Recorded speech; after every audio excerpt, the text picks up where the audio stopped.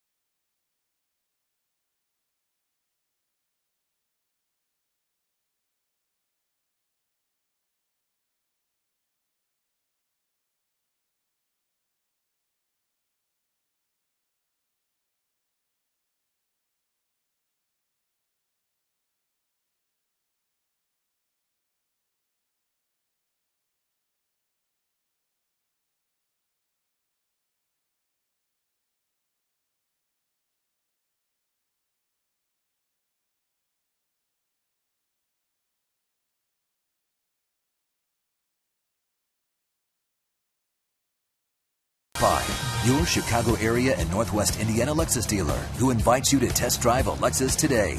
Blue Cross and Blue Shield of Illinois. 75 years of being right here in Illinois means no one's closer to your wellness. Experience wellness everywhere. Subway. Every day at Subway, choose from many delicious regular footlong subs for just $5. Subway. Eat fresh. Honda. Visit your local Honda dealer today or go to shophonda.com and find great values on a new Honda. AT&T U-Burst. Find out more of what's possible at att.com. AT&T. Rethink possible. And by Southwest Airlines' new Rapid Rewards. Unlimited reward seats and no blackout dates. What a great day, and now into the evening here at Wrigley Field. Cubs trying to get a split in this day-night doubleheader. This was a regularly scheduled contest. As 35-year-old right-hander Rodrigo Lopez will face this Giants Southwest starting lineup. They were averaging 3.4 runs per game, lowest in the majors. But they scored 13 in Game 1. TORRES, BURRISS, SANDOVAL at the top. HUFF, Ross, SCHIERHOLTZ in the middle. Rookie shortstop Brandon Crawford bats 7th, and the battery, Whiteside and ZITO. Take a look at the Cubs defensively here for game 2. Soriano in left, Reed Johnson in center, Lou Montanez over in right field, Ramirez and Castro on the left side of the infield, Jeff Baker and Carlos Pena on the right side. Coy Hill caught game 1, so Giovanni Soto catches game 2, and he'll be receiving pitches from right-hander Rodrigo Lopez.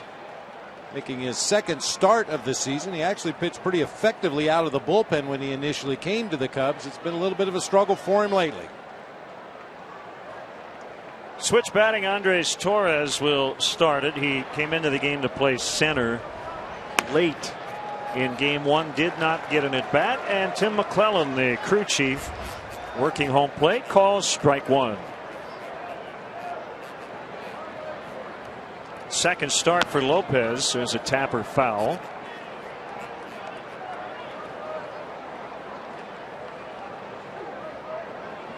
A little bit more speed in the lineup for the Giants in game 2. Andres Torres at the top. Emmanuel Burris runs pretty well. Cody Ross, a guy capable of stealing a base. Nate Schierholtz, even though he's a big guy, he runs extremely well. Brandon Crawford, the shortstop. A little more team speed in game 2 for the Giants. 74 degrees and an east wind at 7. It's out of the northwest for game 1. Bounding ball to Starlin Castro, and he throws out Torres.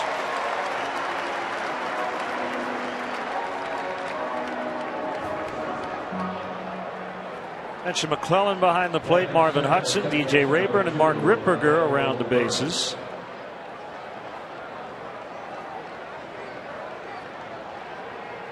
Well, partner, did you have enough time to prepare for game 2? I did. Okay. Did you? Yes, I did. Good. Change shirts.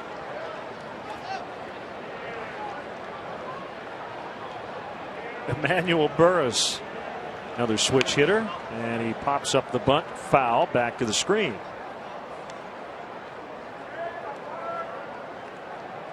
We had about 2 hours in between game 1 and game 2. Another nice crowd on hand. Giants extending their lead in the National League West to 2.5 games over Arizona. The Diamondbacks hosting Cleveland a little later. That is a fair ball past Pena. Montanez will pick it up, but he's right on the bullpen mound, and it's a double for Emmanuel Burris. That's what the threat of speed will do. Carlos Pena drawn in to protect against a possible bunt by Emmanuel Burris, and he slaps it right past him. You can see Pena playing in front of the baseline, just not enough range to get over there and field that smash. Goes down in the corner for a double.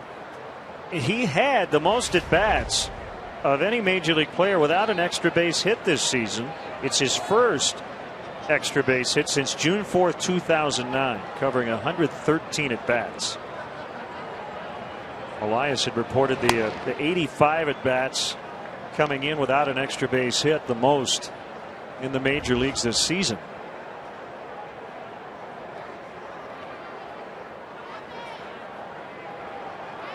We had Miguel Tejada snap a career-long homerless drought in the first game.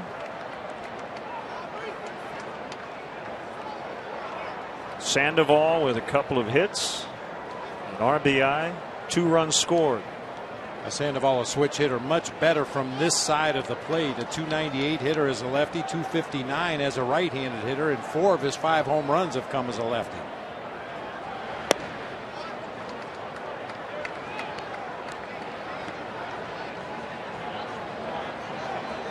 You know, Sandoval was one of the Giants that made his way to the batting cages in right field about 10 minutes after 6. Went down there and disappeared underneath the stands, came back out about 20 minutes later, soaked in sweat.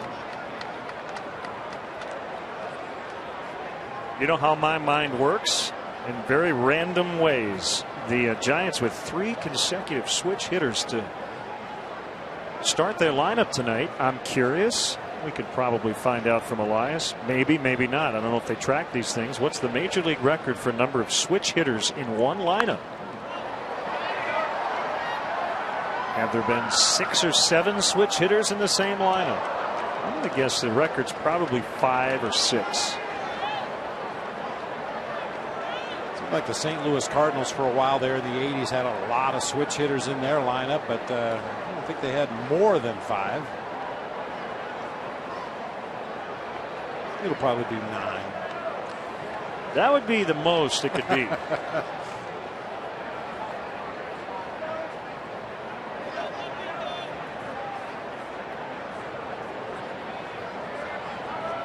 Lopez with a 3-2 offering and another foul by Sandoval. Now this has occasionally been an issue for Rodrigo Lopez. He's been able to get to that 2-strike count, but just doesn't really have that put away pitch. That slider that he can bury down and in, or the big over the top curveball, or an explosive high 4-seam fastball. And the at bats tend to get extended because he just can't seem to put the hitter away. Another foul out of play. Still 3-2 on Sandoval with Aubrey Huff on deck.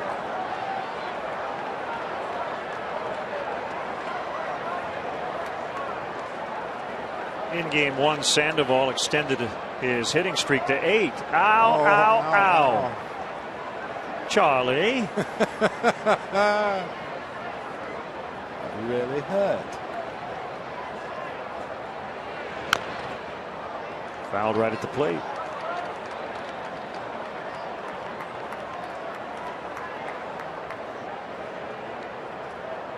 What are the chances that one or both of these teams watched Caddyshack during the delay between games? It's one of the all-time clubhouse favorites. Old School would be another. Yeah. Hangover's been getting a lot of airplay in the clubhouses that we've been to around the league. It's the 9th pitch already in this at bat.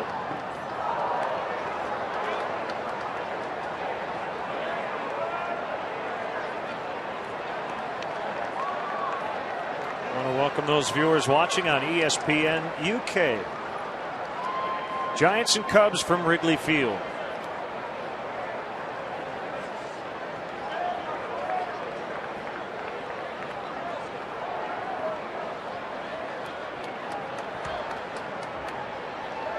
Pitch number 10 of the at bat. Swing and a miss. He got him.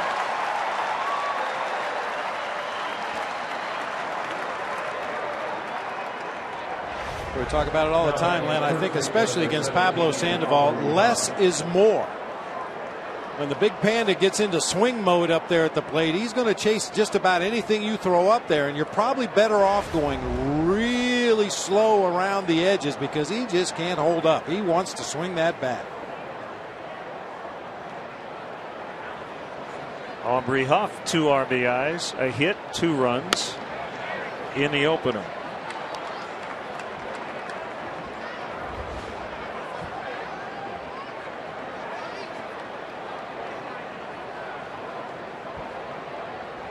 Burris at second. He doubled with 1 out. Sinker didn't come back to the edge of the strike zone. 1-1. First one did. Second one stayed just off the plate inside.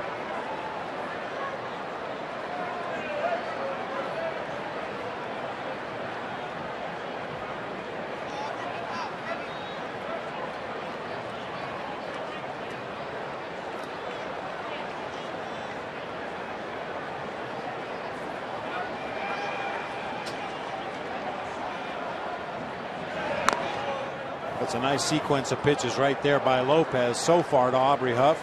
Sinker on the inside corner for a strike. He just missed off the plate inside with another sinker and then comes right back with the slider in the same location. The sinker was working its way back over the plate. The slider working its way toward the back foot of Aubrey Huff.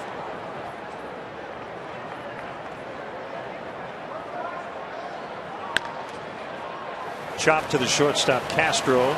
And his throw to first will beat Huff by half a step. And the Giants fail to score. The Cubs are coming up against lefty Barry ZITO.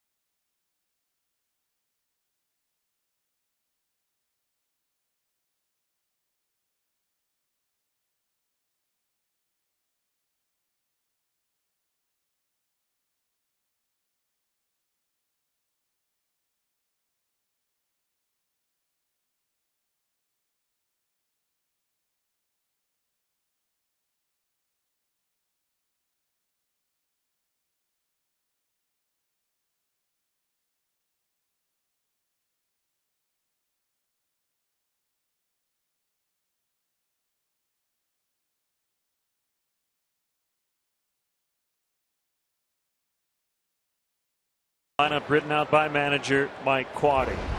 Reed Johnson will start it. Starlin Castro saw his career best 11-game hitting streak come to an end in game one. Ramirez at third. Pena, good numbers against the lefty ZITO. Giovanni Soto gets a nod at game two. Jeff Baker's at second. Soriano in left. Montanez in right. And the pitcher Lopez hitting ninth.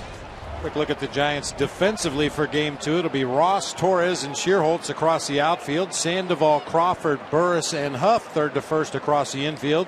Eli Whiteside doing the catching for our Lexus pursuing perfection starting pitcher, left-hander Barry ZITO. Only 3 starts to begin the season. 2 no decisions and a loss. Went on the disabled list with a right foot injury. Had 4 rehab starts in the minor leagues. His last one was about as good as you can get. 9 innings of 2 hits shutout baseball. Say pretty typical 4-pitch lefty. You'll see a lot of the big overhand curveballs. His fastball velocity has really fallen off the last couple of years. His average heater sits right around 83.5 miles an hour. 2-0 the count on center fielder Reed Johnson. This for ZITO is something different, coming off the DL. First time in his 12-year career that he had gone to the disabled list. It's his first start since mid-April. He started the season with a pretty good outing against the Dodgers. Went 6 innings, gave up only 3 hits, 3 earned runs in that game. Next time out against St. Louis, 5 1/3, 6 hits, 4 runs. Reed Johnson tries to bunt for a base hit. It'll go foul. In his last start against the Diamondbacks before going on the disabled list was only able to last an inning and 2/3. And spent a lot of time on the DL before making his 4 rehab starts, and here he is back in the big leagues. Tweaked his mechanics a little bit while he was on the shelf. A little more drive as he finishes delivery toward home plate.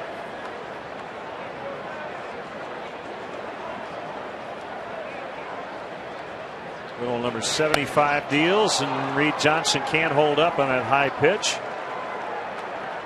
and strikes out.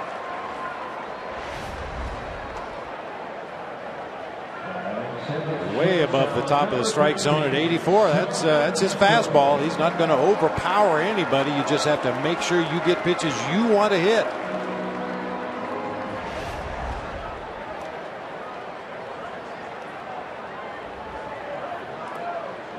A rare quiet game in the first one for Castro. 0 for 5. He reached on an error, scored a run.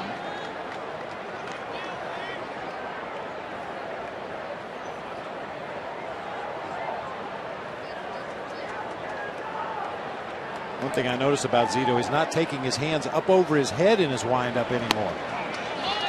He used to be a guy that lifted the glove and the bare hand way above his head as he took his step back to start his delivery. Now keeps that glove right in front of his chest and starts from there. Driven to left and caught. It's Cody Ross.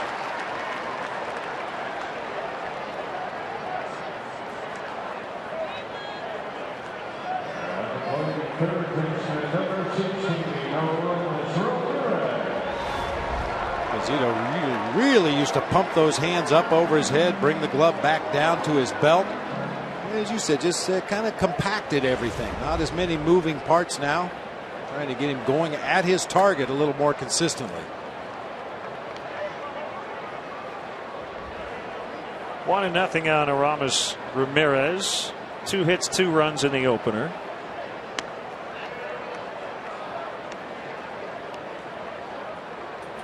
ZITO won the American League Cy Young Award with Oakland back in 2002.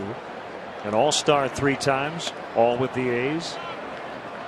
And as Bob mentioned, signed a huge 7-year contract back on December 29th of 2006 to head across the bay.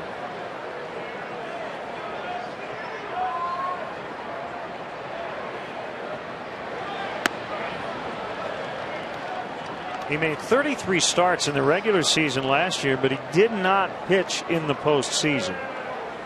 Despite being the Giants' highest paid player, he didn't make their playoff roster.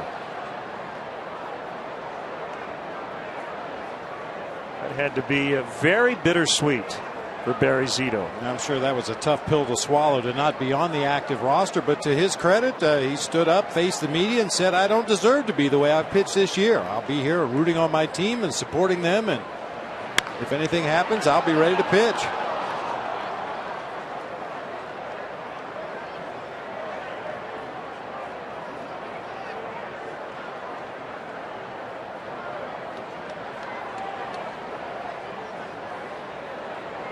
I remember talking in September last year when the Giants were here that they had a couple of potentially difficult decisions to make and a couple of veterans making a lot of money. Aaron Rowand and Barry ZITO. And ZITO did not make the roster. Rowand did.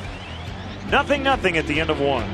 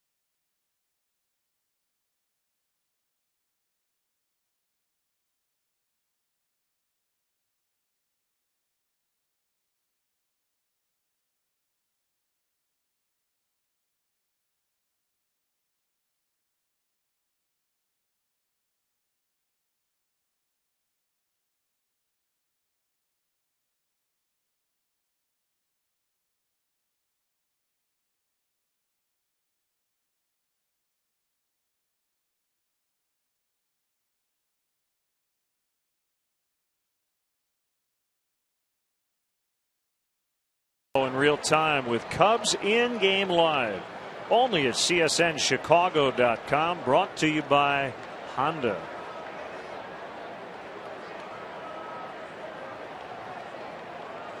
No score as we go into the second inning. Cody Ross played right in the opener. He's in left here in game two.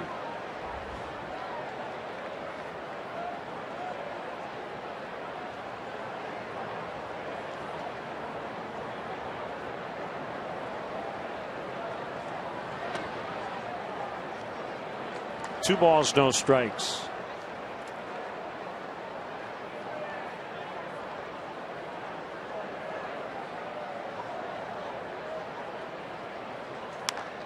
That's driven deep to left.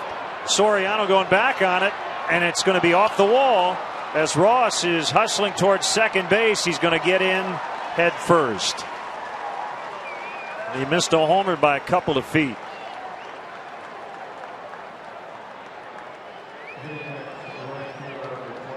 Any pitcher, but especially Rodrigo Lopez, needs to avoid those 2-0, 3-1 counts where the hitters can get it started early, which is exactly what Cody Ross does.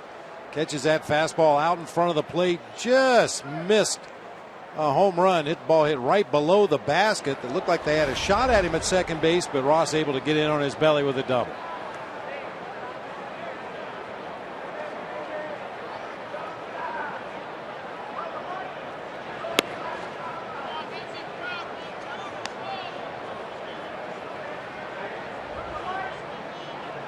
Bob, talking about a couple of the high-paid veterans on this Giants roster. Barry ZITO due to make $19 million next year. Aaron Rowand $12 million. That's $31 million combined. For a couple of guys who are no longer considered the centerpieces of this roster.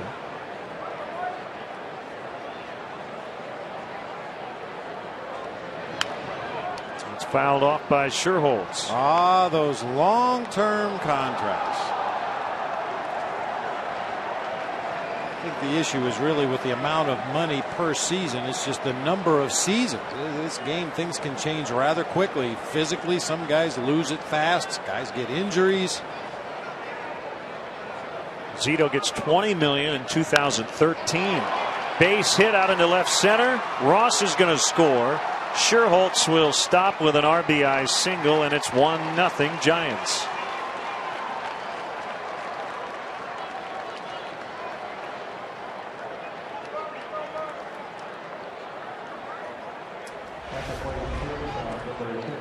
So they wanted the ball up. It ends up right down the middle of the plate.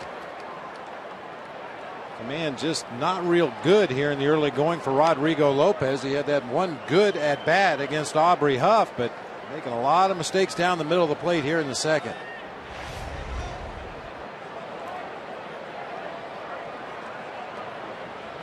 Now the shortstop Brandon Crawford was here because of some injuries. We mentioned Mike Fontenot's out. So is Mark DeRosa.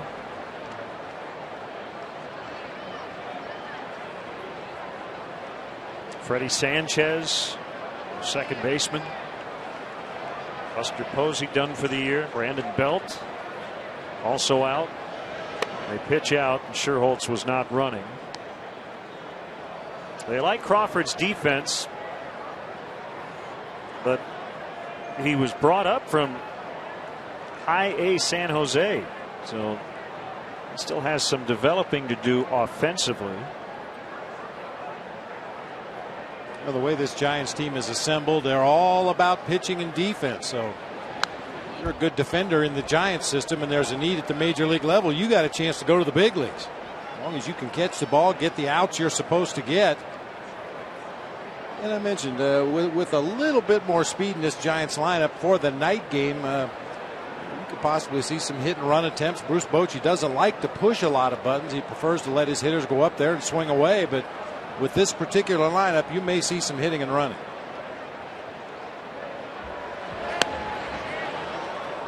Little off the corner to make it 2-1. The highest he had reached, and it was prior to this season, was Double-A. Again, he started this season back at High A.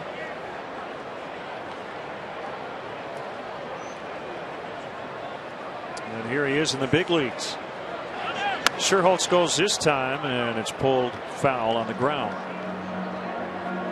His base coach Roberto Kelly will find a young fan to hand that souvenir to.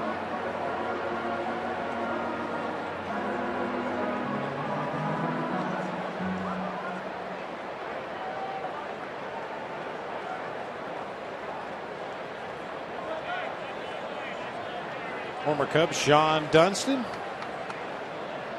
a roving coach for the San Francisco Giants. His son, Sean Dunston Jr., drafted in the 11th round by the Cubs. Base hit pulled into right. That's 3 consecutive knocks to start the inning.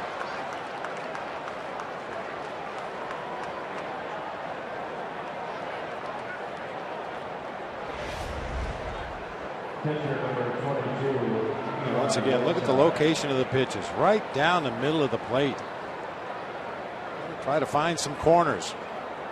I need his catcher Giovanni Soto to move out even a little bit further on the corners just to give him a target that's out of the middle of the plate. Seems like every fastball he's throwing right now is headed mid-thigh, mid-plate. Like to get some length out of him, as they say, as Doug Davis only went 4 1/3 in game 1. The Cubs made a roster move, adding a right-hander, Marcos Mateo, to the bullpen. A little short on the bench. That means Carlos Zambrano will be ready to pinch hit if needed, as DJ LeMahieu was optioned to AAA Iowa.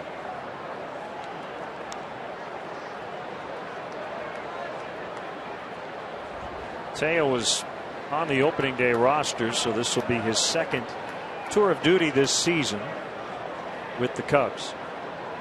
Already 20 major league appearances for Mateo.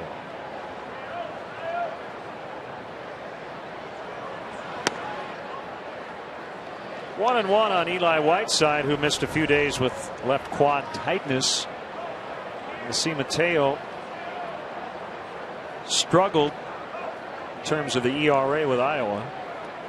And DJ LeMahieu getting his first taste of the big league, so he's back at AAA. Darwin Barney should be back in the mix and off the DL tomorrow night. And for DJ LeMahieu, he needs to play. He was getting regular playing time recently up here at the major league level, but with Darwin Barney returning, the at-bats figured to be very limited.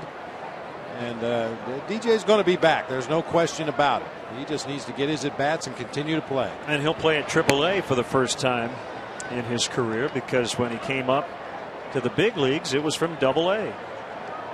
Spent almost a month in the majors.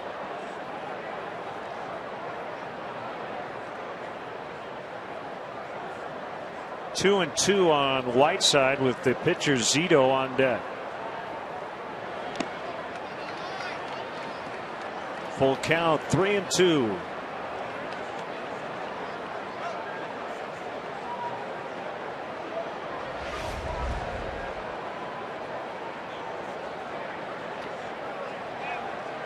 Lopez missed his landing hole with that left foot as he made his stride toward home plate. Looked like he landed on the side of that hole and kind of lost his balance.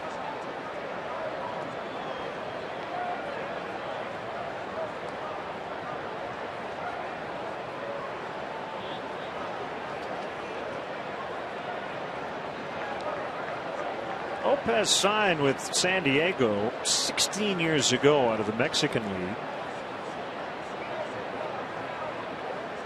He was a 15-game winner in his rookie campaign of 2002 with the Baltimore Orioles. Double play ball. Baker, Castro, Pena.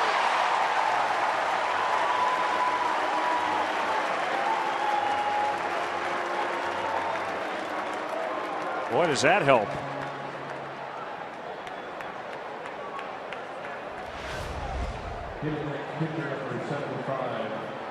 Again, elevated fastball in the middle, but this time Whiteside tardy with his swing. Hits that hard grounder right at Jeff Baker. Taylor made double play ball. Castro with plenty of time to throw. Crawford not even on him down there at second base. Rodrigo Lopez will retire Barry ZITO. They get one. Could have been a lot worse as Lopez is able to limit the damage. 1-0 Giants.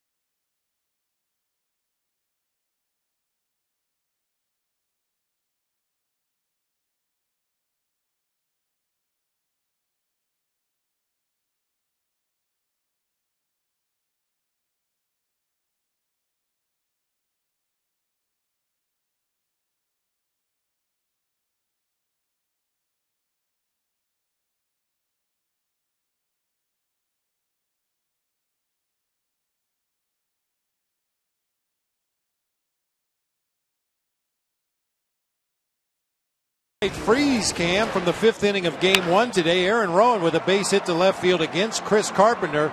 Perfectly executed relay. The throw gets to Coy Hill. It appears he has the plate blocked on Chris Stewart and applied the tag to the rear end. But the call was safe at home plate. The Giants added another run, what turned into be a blowout in game one. Freeze cam brought to you by Frost Brewed Coors Light, the world's most refreshing beer.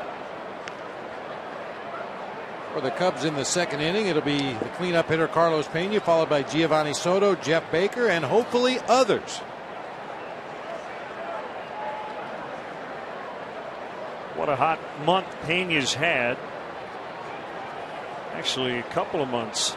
17 home runs, all since May 3rd.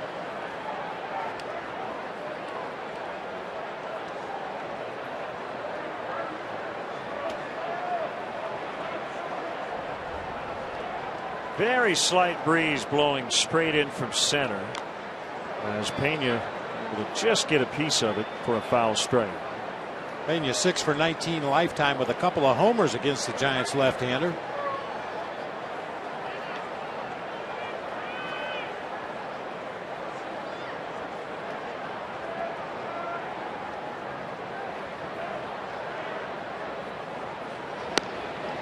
Big day tomorrow, Len. Tomorrow's DeAgostino's day right here at Wrigley Field. Don't miss the action as the Cubs battle the Giants at 7 o'clock.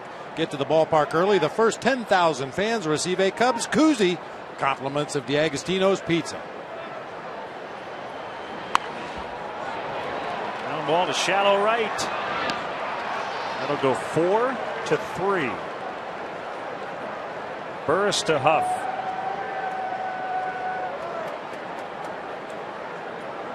Catcher number 18, Soto.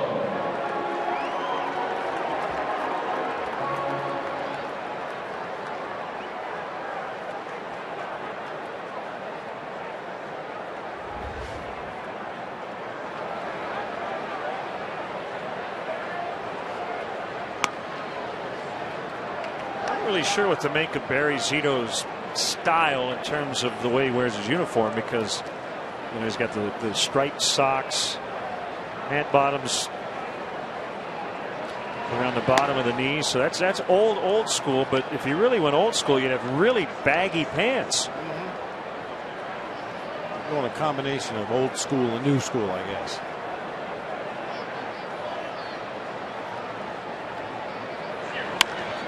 Soto lifts in the air to right. Schierholtz coming over. 2 down.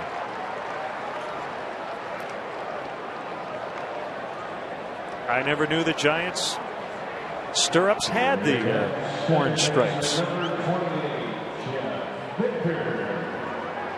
Occasionally see guys with the Cardinals, the stripes at the top of those socks. I don't know that the Giants have ever had orange stripes on their socks. Yeah, those are different. Those different socks. Just a Barry Zito thing. Yeah. Might have worn them for one of those throwback days where they wear the old unis. He decided he liked them and continues to wear them.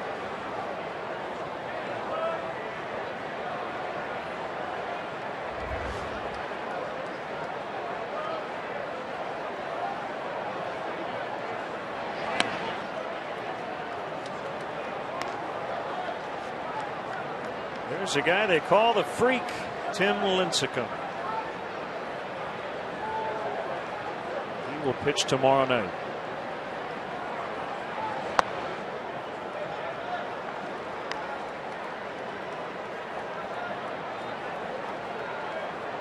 Lincecum's really never changed his look.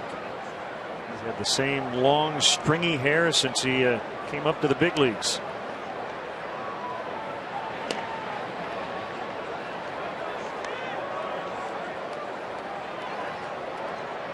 We talked about it earlier this season when the Giants came to town. His manager, Bruce Bochy, calls him the Rain Man of music. He knows the words to every song ever written. Boch said it's amazing. He knows the words to country songs, rap songs, classic rock, show tunes, you name it. He knows the lyrics to everything. If you've ever seen Dazed and Confused, the kid who played Mitch would play Tim Lincecum. Fly ball to deep left. Not quite enough as Ross makes a grab on the warning track. 6 up, 6 down for Zito off the disabled list. 1-0 San Francisco.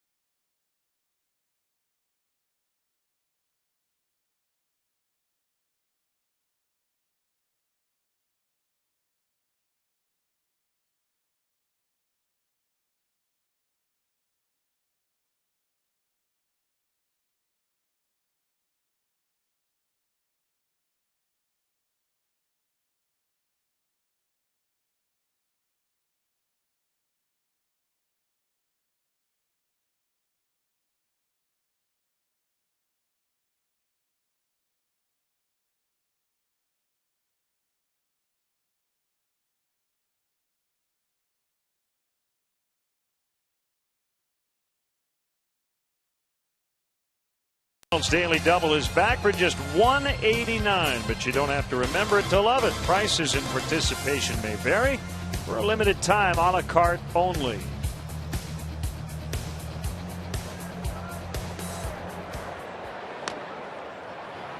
Breaking ball missed to the leadoff man, Andres Torres. 1-0 the count. Third inning, 1-0 Giants. Swing and a miss on a change. 1-1.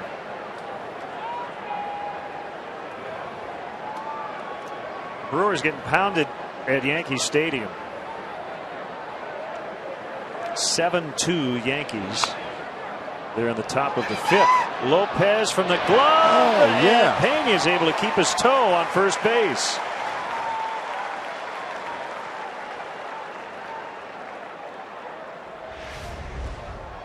Nicely done by Rodrigo Lopez. That's nearly a perfect bunt. A little bit harder to get it past the pitcher. There's no play, but Lopez stayed with it. The glove-to-glove toss for the out at first base. Nicely done.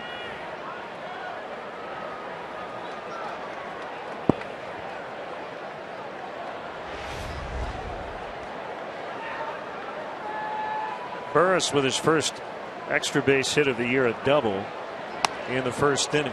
Huge swing and he missed. Going for number 2 right there.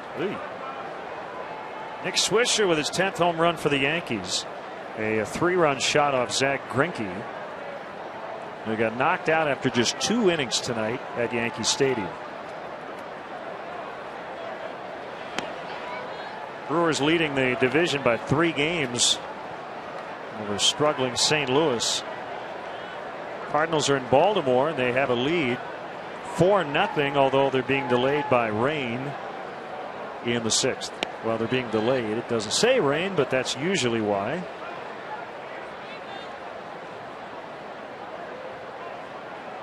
Been known to have the occasional power outage in Baltimore too, sometimes to delay or postpone games. We'll try to find out. Inside, 3-1. Where is it?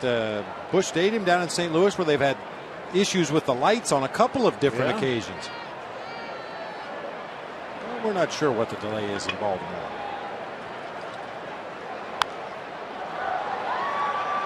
Maybe they just needed a little extra time. Let's just take a break. Oh, okay. R means rain. Okay. Or rest. Yeah, they're just rested. Cleveland occasionally gets those little tiny midges or whatever those bugs are that come in off of Lake Erie, and they have to delay games from time to time. Not always rain.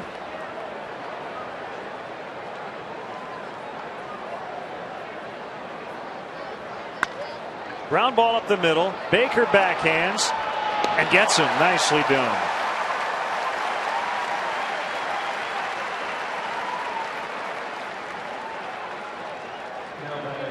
Range up the middle by Jeff Baker, and a strong throw. He chose not to do that jump, twist, and throw in midair. Instead, gets his body turned, throws as he's fading away into center field, but gets enough on it to get Burress at first base.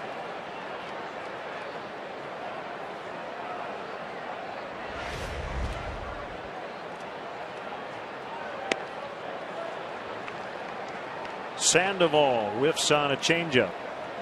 Mets 13, the Tigers nothing in the bottom of the 5th in Detroit. Jose Reyes is 4 for 4. He's now batting .349 on the year. Carlos Beltran and Jason Bay have each knocked in 4 runs for the Mets. Trying to get over 500 and come in at 39 and 39.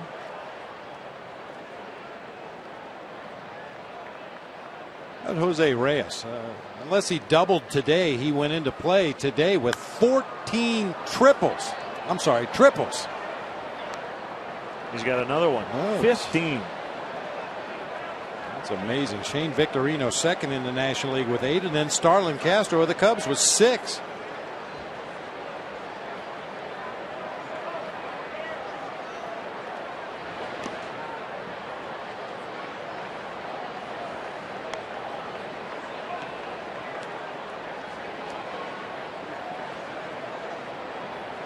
Reyes with 2 singles, a double, and a triple tonight.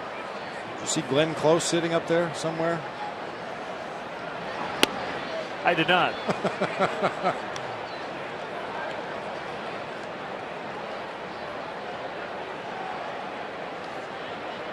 2-2 with 2 down.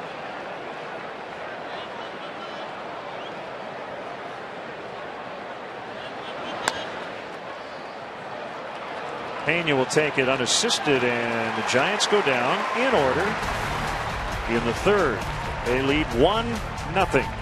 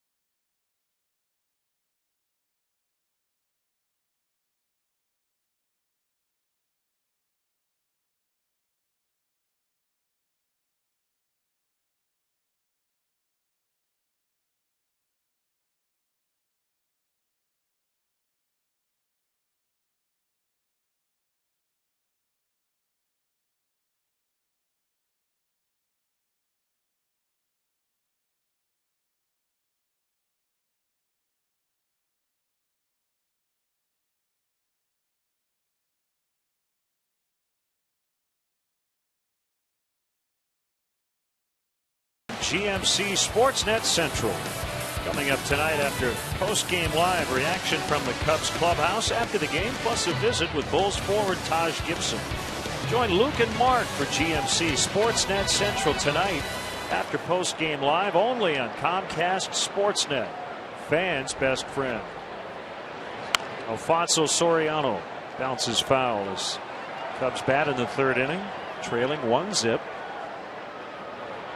A lot of previous experience for Soriano against Barry ZITO. It hasn't always been good, but 41 previous at bats, only 6 base hits. It's a 146 lifetime average. Patented ZITO curveball is in there, 0-2.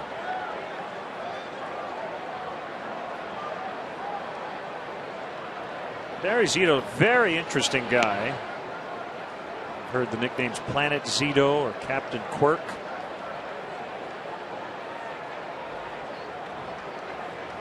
When he was signed by the Giants, and this is according to Wikipedia, which we always trust, he liked 75 because the numbers are like a shelf to hold his name up on his jersey.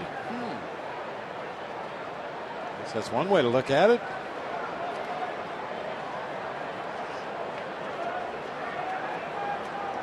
So afraid his name was going to slip off the back of his jersey somehow. Possibly. It's stitched on, I'm pretty sure. His parents were in show business. They met and got married while they were working for Nat King Cole in the 1960s. His dad, Joe, was Nat King Cole's conductor and arranger. Roberta was a backup singer.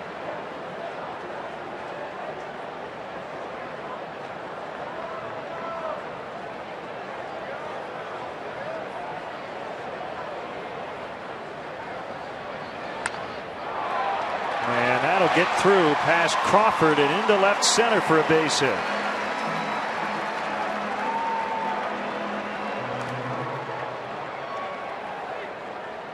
Hey fans, next time you want to catch a Cubs game, head to StubHub, where you'll find the seats you want and the freedom to choose where you want to sit. StubHub is the official fan-to-fan ticket marketplace of the Chicago Cubs. For more information, visit Cubs.com/StubHub. It's like the lake is pretty calm here tonight. Lou Montanez gets the start in right.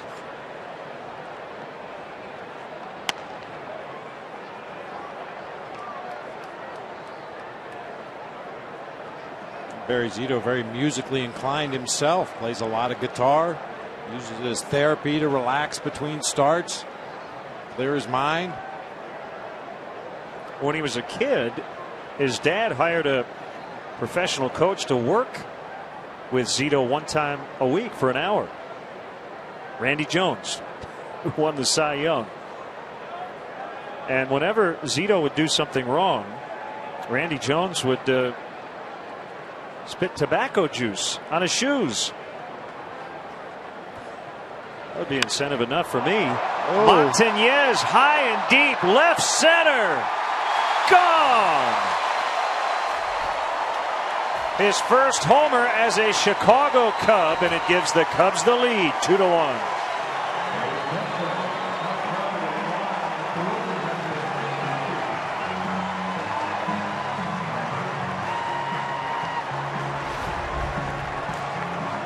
Montanez hit some balls hard on the last road trip, including one in Kansas City that we thought had a chance to get out to left center field. No doubt about this one. Nice quick swing. A lot of wrists and hands right at the very end. Flipped it up into those left center field bleachers. First homer in over 2 years.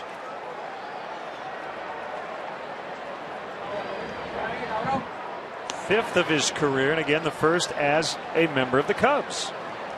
So that helps out the guy at the plate. Rodrigo Lopez now working with a lead. Nice going, Lou.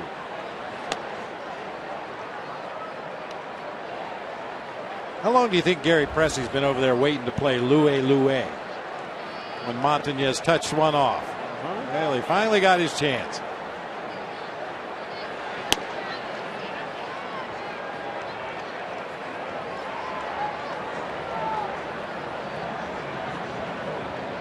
I mean, is he sitting curveball? Or is he just adjusting? He might just be adjusting. I mentioned Zito's velocity way down on his fastball. He used to get up into the low 90s with regularity. Now he rarely touches the mid 80s. And when you don't have enough fastball to make a hitter respected, your breaking pitches become much more susceptible to getting whacked. Lopez flies out to Torres. One away and back to the top and Reed Johnson.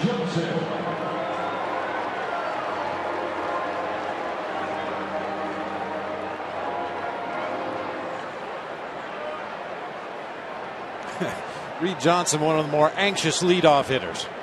You can see Rodrigo Lopez in the back of your picture there, just getting back to the dugout. Reed's been standing in the box waiting to hit for about 20 seconds. Usually that leadoff hitter gives the pitcher some time to get back into the dugout and towel off, get a drink of water. Reed figures he's been waiting long enough. It's my turn to hit.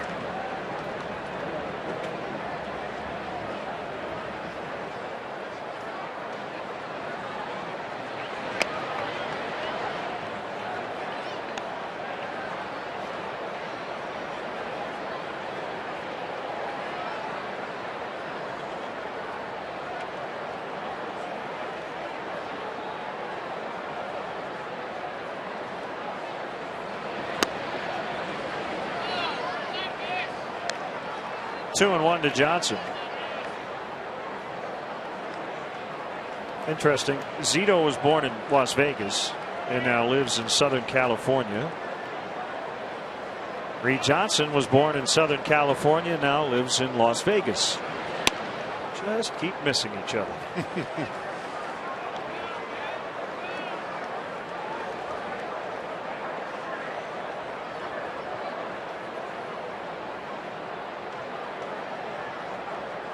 I suppose they could meet up in Palm Springs. There you go. 3-1. Fly to center. And it'll be Torres again.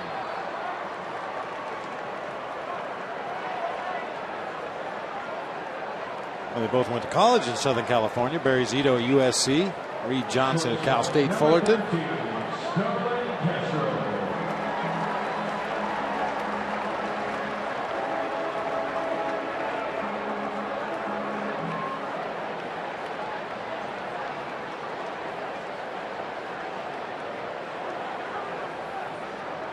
Two down in the inning, and Castro takes ball one. Well, the home run ball has been big on this homestand. The Cubs hit 4 in a 7-3 win on Monday.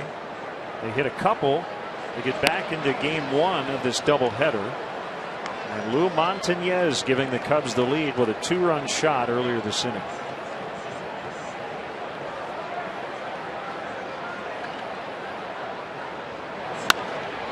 Right field base hit. Going to roll a while. SCHIERHOLTZ will have to play it off the not-hold door. Little trouble with it, and Castro gets to third with a standing triple. His 7th of the year, as Bob mentioned, among the league leaders in that department. First hit of the doubleheader. We're starting to see a pattern develop with the defense against Starlin Castro. Most teams choose to bunch their outfielders. So many of his base hits have come up the middle of the field. They squeeze those corner outfielders toward the gaps. That leaves the lines wide open. This time Castro down into the right field corner and cruises into third with a standing triple.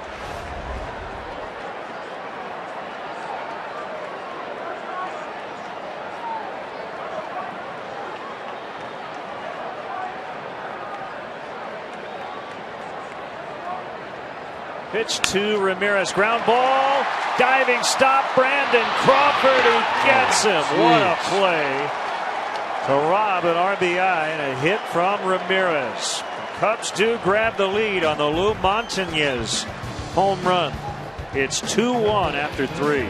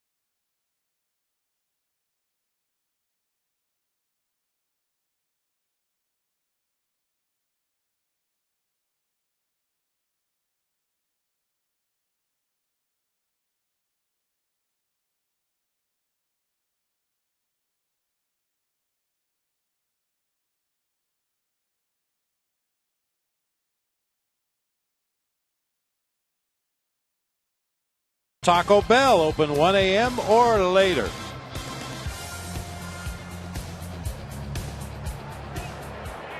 Aubrey Huff leading off the Giants' 4th. Well, and you mentioned earlier Brandon Crawford up here for his defense, and man, does he flash some leather here. Nice diving stop. Quickly gets to his feet, wastes no time, no crow hop, no nothing. Just got up to his feet and fired a rocket onto first to get Ramirez. Huff retired first base to pitcher. Now batting left fielder Cody Ross. It'll bring up Cody Ross, who doubled and scored the lone Giants run back in the 2nd.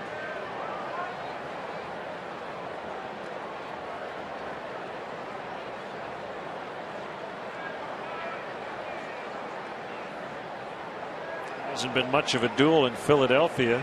Cliff Lee has held up his end of the bargain. 7 innings, 1 hit, no runs to date.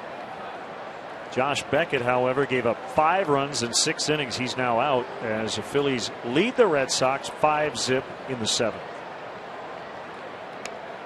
Shane Victorino and Dominic Brown have gone deep in that one.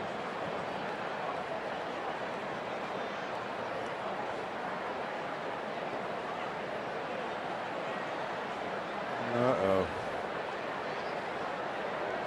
Not good. Mark O'Neill, the Cubs head athletic trainer, is out. Is Soto and now Mark Riggins and Mike Quade coming out to check on the pitcher.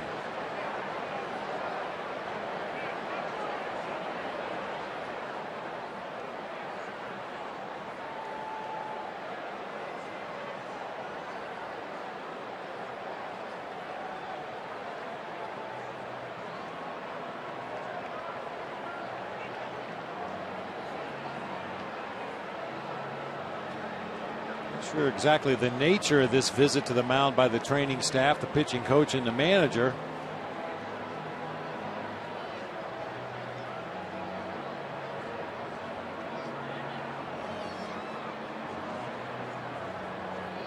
Looks like he's not even going to take any warm-up pitches. He had to run over to cover first. Kind of awkwardly had to find the bag, but it seemed like he was all right.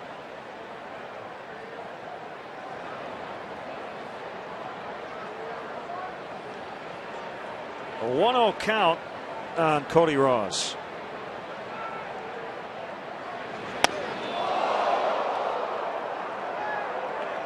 You get 2-0. Cody Ross almost walked into this when he too stands very close to home plate and then dives in toward that inside corner of the plate, and that fastball just continued to run up and in. Low bridge.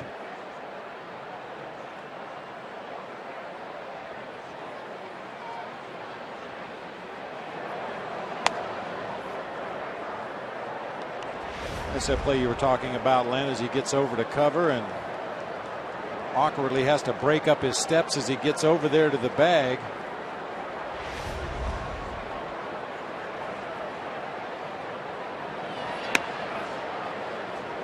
Three and one.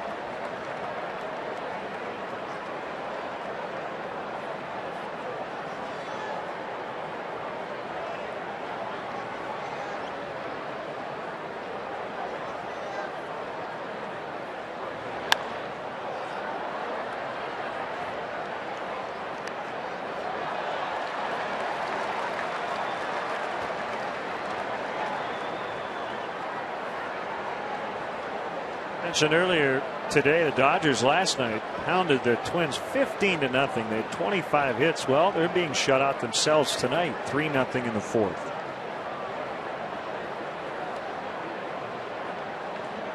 Ted Lilly on the mound for the Dodgers.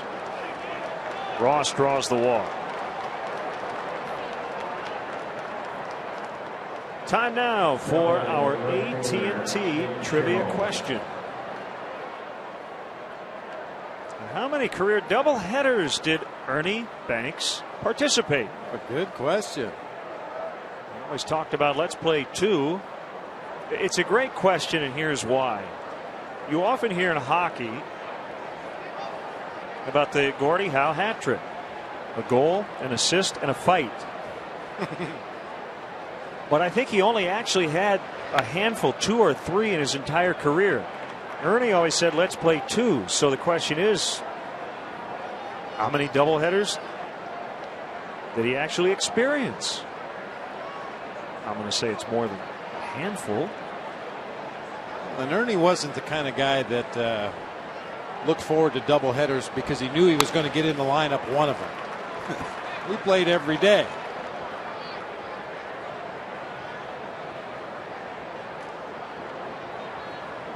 I wish I could remember the specifics, but our old dearly departed buddy Ron Santo used to tell the story about Ernie Banks playing at old Colt 45 Stadium in Houston.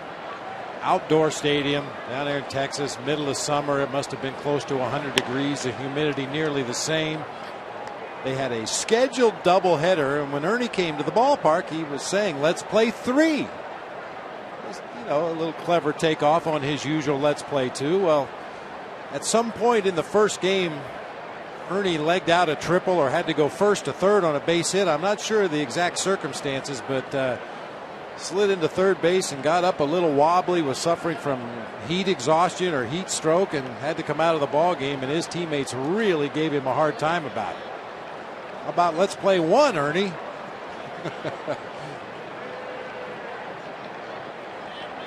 We'll have Mr. Cub in the booth on Sunday.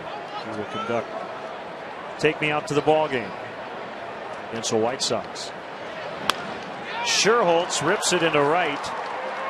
He's had quite a doubleheader. RBI single off the bench in game 1. He's 2 for 2 here in game 2. 19 seasons for Ernie Banks. 2,528 career games.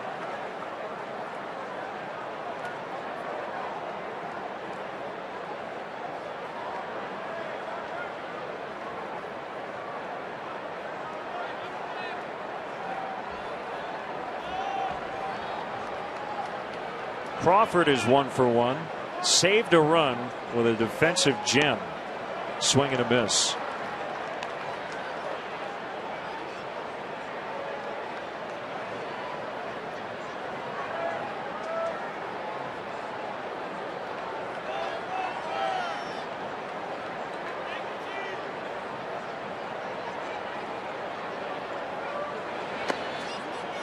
Good block by Soto.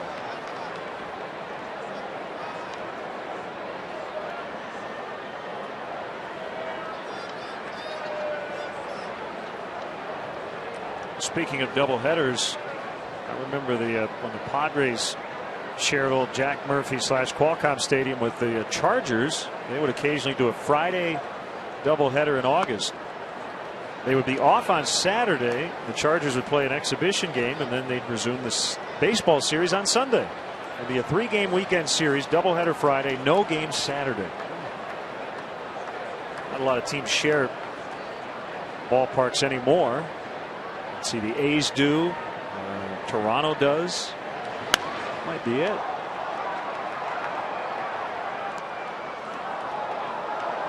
Saturday off in San Diego. How about that? How many Saturdays do you get off? None. 0 during the regular season usually.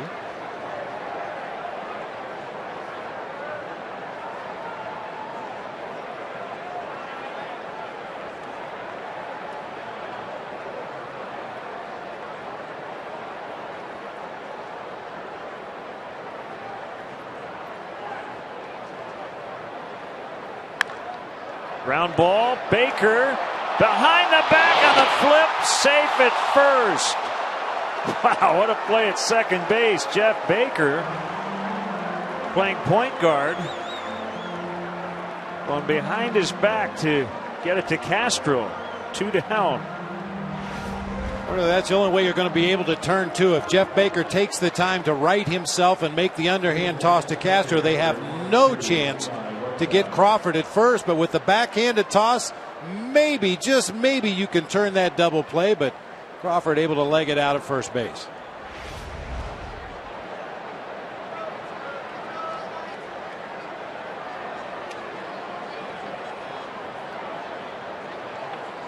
First and third, and it's Eli Whiteside, the catcher, with the pitcher ZITO on deck. Don't want to make a mistake here. The base to play with if you're Rodrigo Lopez.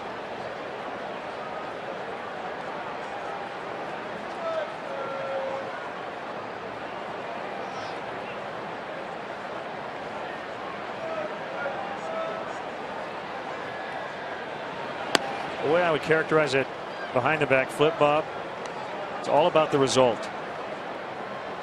Baker flips that ball over Castro's head. Ross scores. It's the worst play imaginable, but it was outstanding because it was a perfect feed. The thing is, we've seen the Cubs and other major league teams take ground balls during batting practice, and it's not unusual after they take their 30 or 40 or 50 ground balls. Well, those last few, they work on some behind the back tosses, some between the leg tosses, just in case. Doesn't happen very often. At that time, Jeff Baker right on the money with his behind the back flip. It was perfect. 3-0 on Whiteside.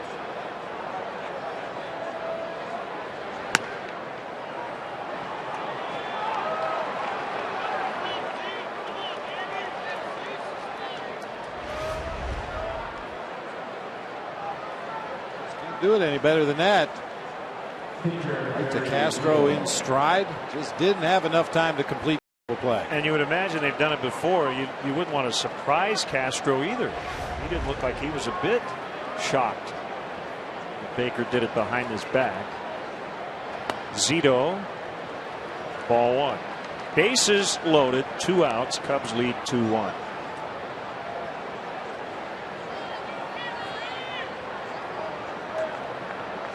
Gio saying throw it right down the middle. And he did below. Our AT&T UVerse multi-view. 1 hit in the inning. Ross at the bottom is at third. Crawford at second. Whiteside at first. 2-1.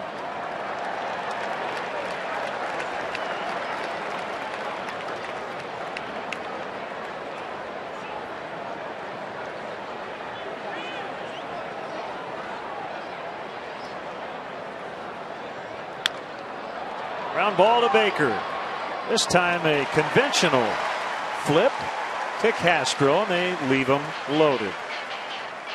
Bottom 4, Cubs 2, Giants 1.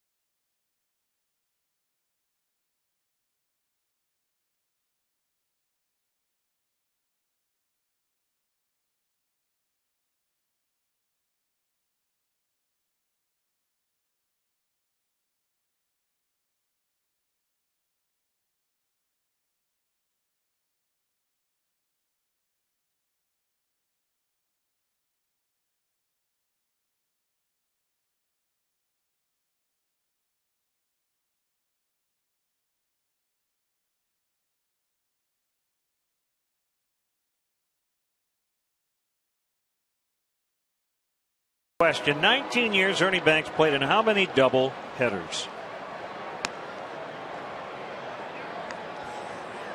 318. Wow. How about that? 16 and a half double headers per year. Wow. Things have changed, haven't they? And yes, he was indeed. a little better with his batting average in double headers. That's why he wanted to play too. How about that? A quarter of his career happened to be in double headers.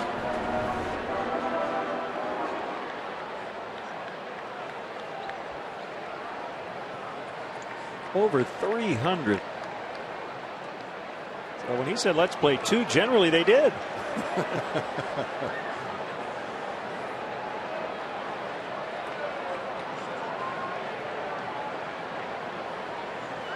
I'd be curious to know, and maybe somebody on our crew does, what time they started double headers at Wrigley Field back in the 60s. And really all the way up till 88 when the lights were installed. I would imagine noon, right? I would think so, yeah.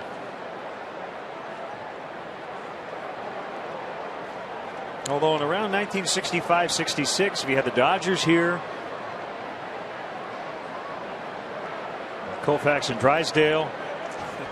You could probably play 2 games in about 4.5 hours or less.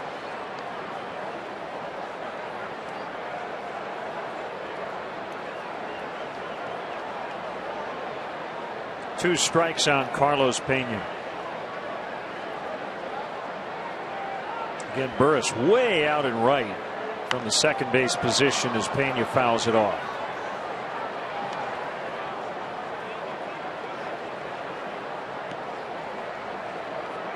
Carlos has been more willing lately to drive that ball to the opposite field. Giving him a lot of room in that gap in left center, and needless to say, the entire left side of the infield wide open. Strikes out on a curveball.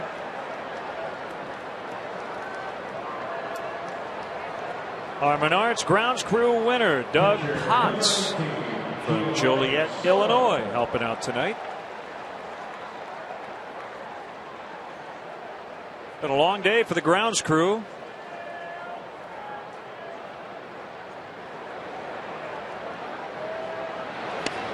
Swing and the miss by Soto. Coy Hill hit a home run in the opener, tied the game in the second inning. Soto seeing his first action in this series.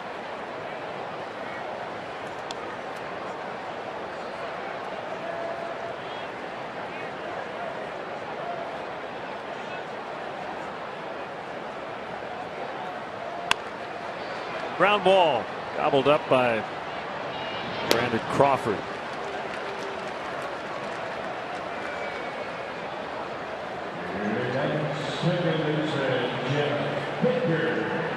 Thursday is Majestic Day at Wrigley Field. Don't miss the action as the Cubs battle the Giants at 1:20. Throughout the game, autographed game-worn jerseys will be awarded to lucky fans in random seats, or as Bob said, is it random fans in lucky seats? Compliments of Majestic. If it happens in baseball, it happens in Majestic. I think it's lucky fans in lucky seats. There you go. Nothing random about it.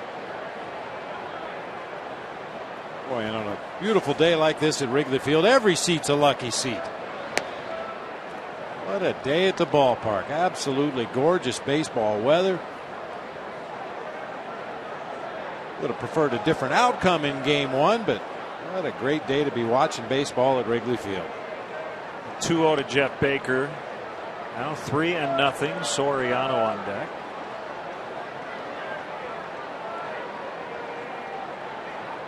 You green light Jeff Baker against a lefty 3-0? Yeah, why not? I think absolutely. With a 1-run lead in the game, 2 outs in the inning. If it's to his liking, I'd let him hack at it. Not even close. Not.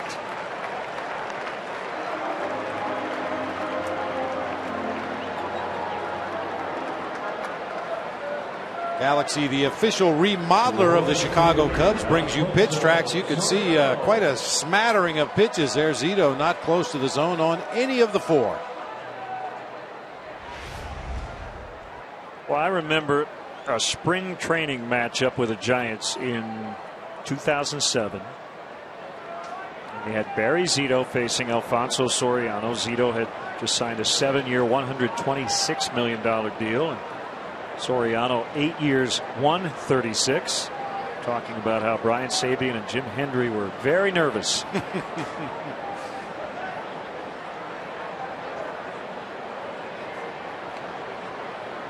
Exhibition game, 2 guys with huge contracts matching up.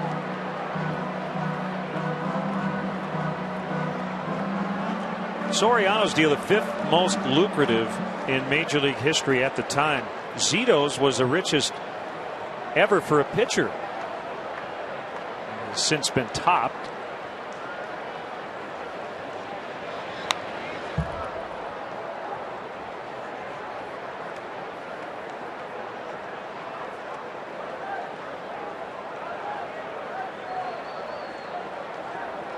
One thing we've been hearing about Albert Pujols, Bob, is he's ready to enter free agency, and more so before the season, as the length 10 years kept getting thrown out there. with the injuries he's suffered this year, and he's not young anymore. I don't know. 10 years. Might be tough to get 10, although you never know. Albert is Albert. And you're right. A-Rod's gotten 2 10-year contracts. It's just such a risky proposition. Just the nature of the game. One debilitating injury that could rob you of your effectiveness. Take your legs out from under you, injure a throwing arm, especially for a pitcher, the guys that are very susceptible to throwing arm injuries anyway. That length of contract can really be debilitating for an organization. Fly ball to right, and it'll be caught for the final out by Nate Schierholtz. Still 2-1. Cubs with a lead after 4.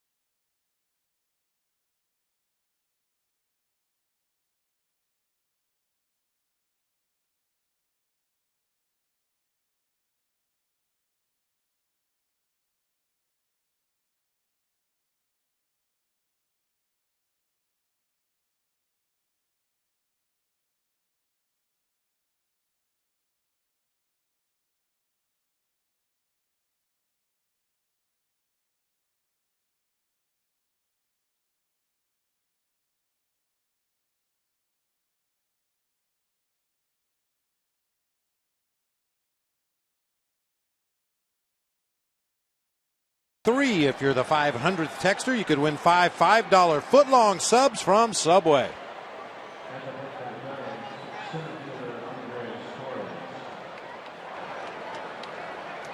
Glad to have you with us tonight. You missed it earlier. The Giants grabbed the opener 13-7.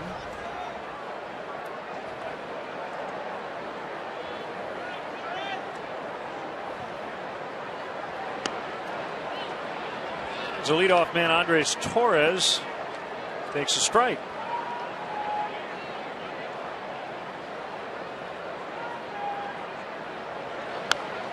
Way out in front, and he pulled it foul. If it looks like Andres Torres is as he is, along with Alfonso Soriano, they swing probably the biggest bats in the major leagues, 35.5 inches, 35 ounces. Shallow left, and it'll get down for a base hit. So the leadoff man is on. Torres had a huge 2010. 67 extra base hits last year. Well, the world champs. Torres definitely a threat to run. We mentioned it in game 1. We mentioned it earlier in game 2. The Giants do not run a lot, but Torres, 7 out of 10 on the season, does have base stealing speed.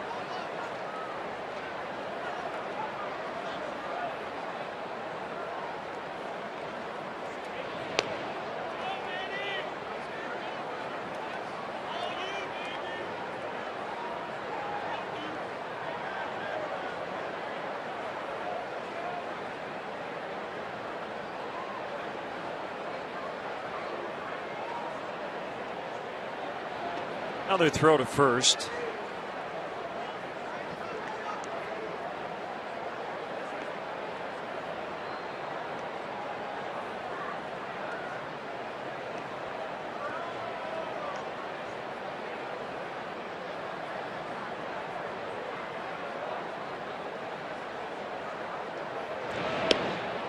get a third throw.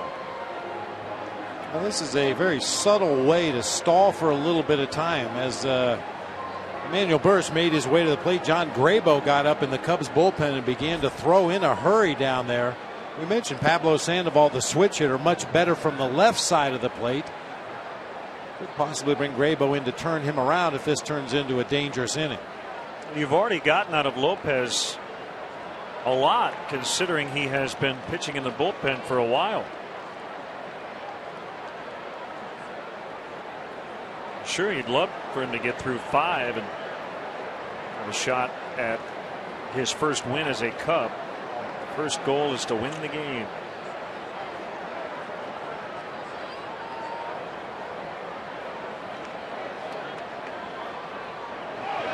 Runner goes. Here's a throw. Didn't get him. In fact, Bob, 9 appearances out of the bullpen for Lopez, 9 innings total. So for him to get into the 5th tonight, not bad. A huge jump that time by Torres at first base. Very little chance for Giovanni Soto. Now Torres in scoring position with nobody out. Expect to see Burris move that ball to the right side somehow, either with a bunt or try to hook that ball on the ground to the right side.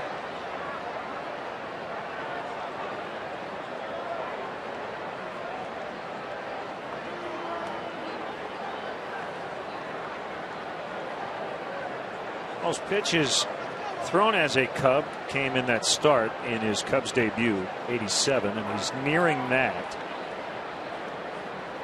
He was starting prior to that at AAA in the Braves organization. Nice play, Carlos Pena, and he's going to beat Burris, who lays out. Runner at third, a tying run there with 1 out. And for the time being, Pena kept the Cubs in the lead. Nice diving play by Carlos Pena. It's unfortunate he had to leave his feet. He would have had a shot at Andres Torres at third base. He was off on contact. Pena is able to get up quickly. He may have been able to get that lead runner at third, but does the right thing. Take the sure out at first base.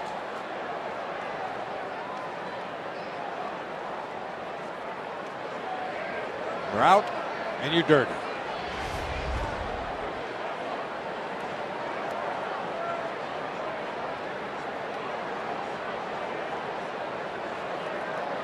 See how the Cubs play it here. The corner men. RAMIREZ in. Pena also in a little bit, and they're back up the middle. Torres at third and 1 out.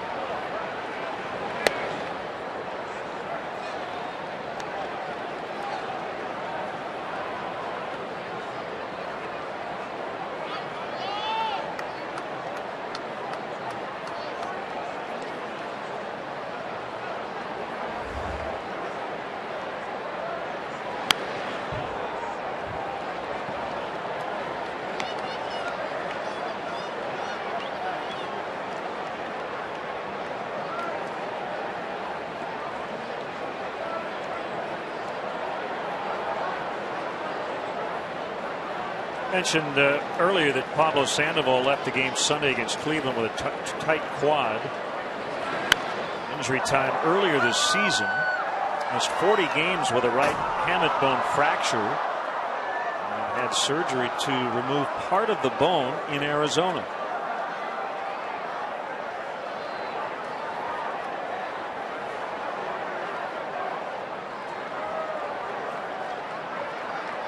I guess he lost a little more weight. Part of the hamate bone. However much that weighs. Broken bat fly ball. Johnson coming in. Torres toward the plate. Here's the throw there. Out! The Giants, no, safe. The ball dropped by Soto, who's heading back to the dugout.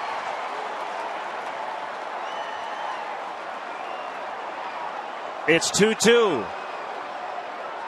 And now Soto can't believe it. He's saying, I'm taking the ball out of the glove.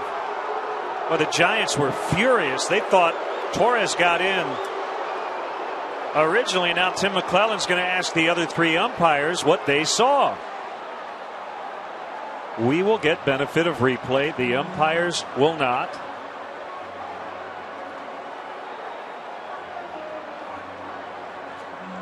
The home plate umpire does not always have the best look at that play. He's getting into a position to see the runner sliding and look for a tag when the ball is out in front of the plate, as it is here to Giovanni Soto.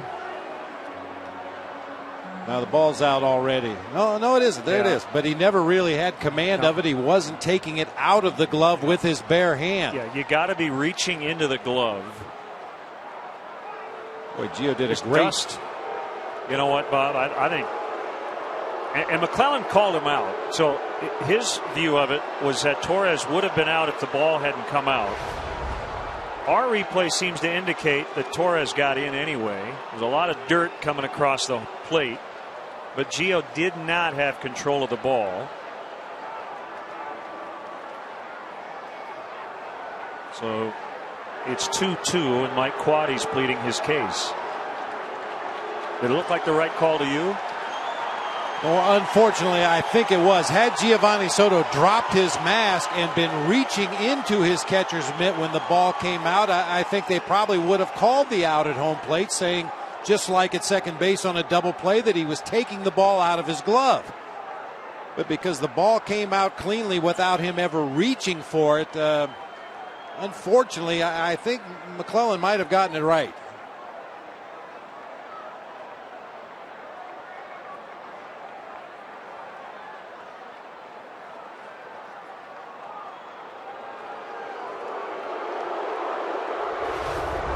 Good strong throw by Reed Johnson. A nice job of blocking the plate by Giovanni Soto. Made the tag on the back. It looked like Torres never got to the plate, but right there the ball just comes trickling out of the glove. You could see Gio was holding his mask in his right hand. Might have helped if he dropped that mask and grabbed it with the bare hand. They may have gotten the call in the event he went into that glove with his bare hand. Now they will appeal at third. We'll see if Torres left early.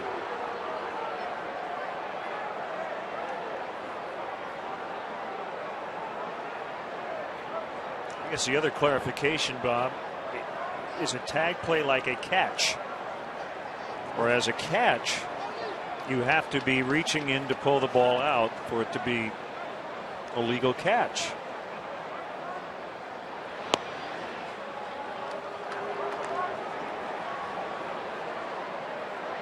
At any rate, when the ball came out of the mitt, McClellan called him safe, so it's 2-2.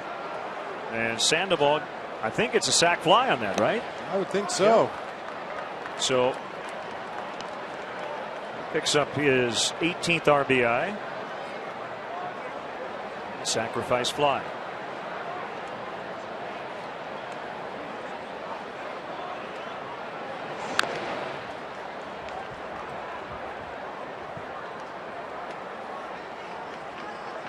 Catchers are taught from the time you begin playing the position that on tag plays at home plate, when you have time, get your bare hand on the baseball and then protect it with your glove.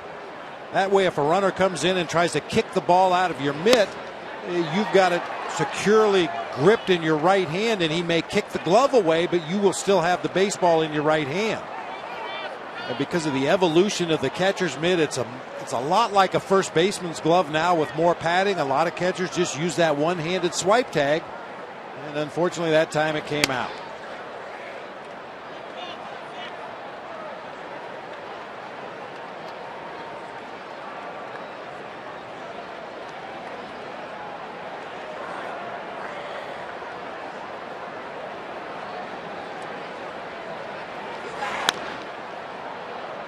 Baker just can't get it as Huff grounds it into right for a base hit.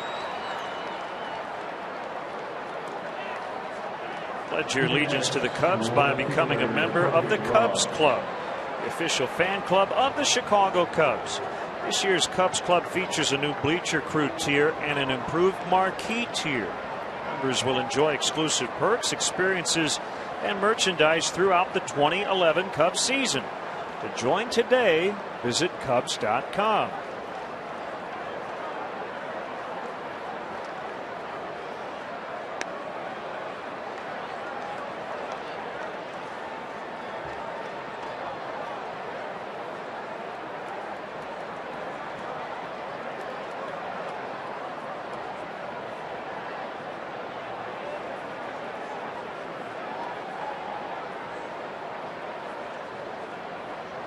The 0-1 to Cody Ross in the left.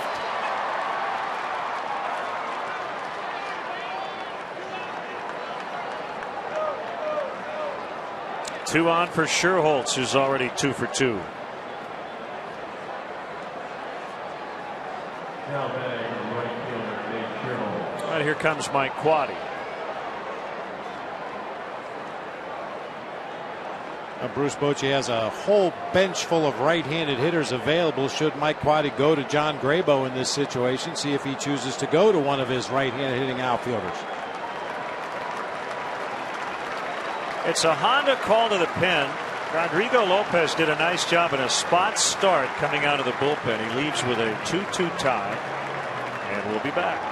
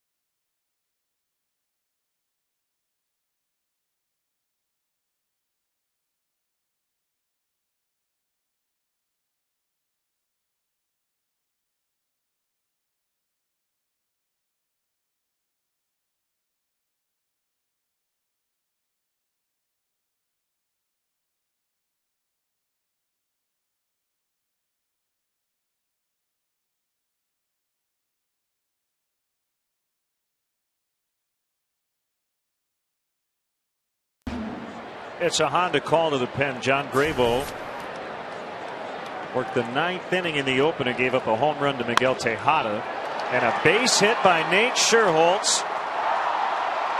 And Reed Johnson can't handle it. It'll be an RBI single for Nate Schierholtz, and the Giants lead 3-2.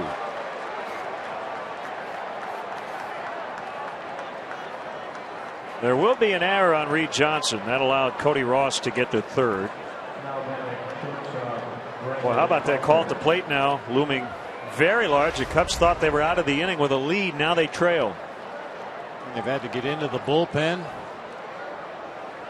More activity in the Cubs bullpen. Jeff Samardzija, a right-hander, throwing down there. That ball came up and hit Reed Johnson right in the heel of the glove, allowing Cody Ross to turn the corner at second and head on to third base. Crawford went around on appeal. Mark Ripperger made the call from third. All in all, Bob, I thought Rodrigo Lopez did a nice job. Gave up a lot of hits, but limited the damage, and has given his team a chance tonight.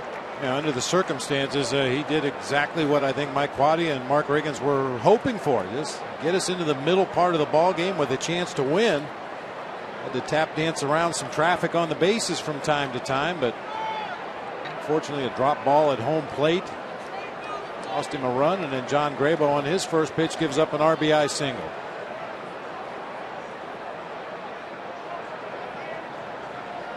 Runner Schierholtz, he'll get second standing, as Soto had a little trouble handling that pitch in the dirt. Probably wouldn't have thrown anyway, with a runner at third. 2 steals in the inning for the Giants.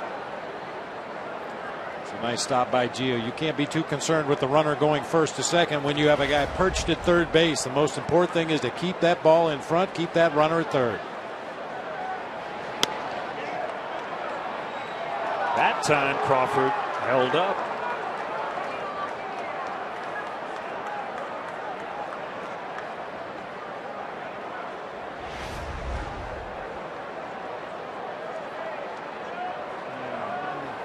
Close.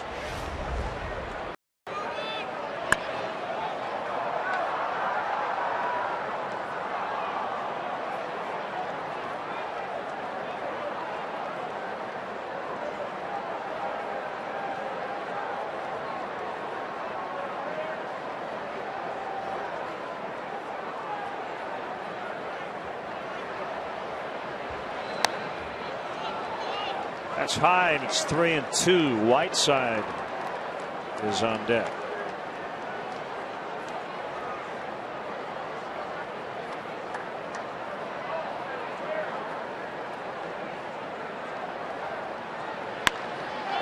Fly ball hit well. This is trouble.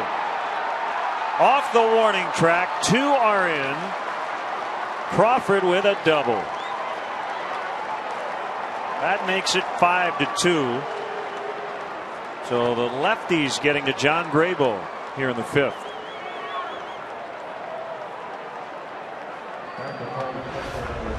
Cubs are playing short in the outfield.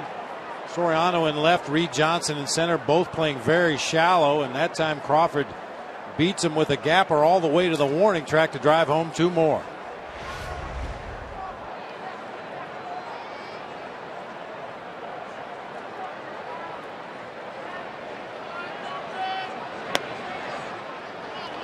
So this previously anemic Giants offense, last in the majors in runs, going into this doubleheader, have scored 18 times in 14 innings.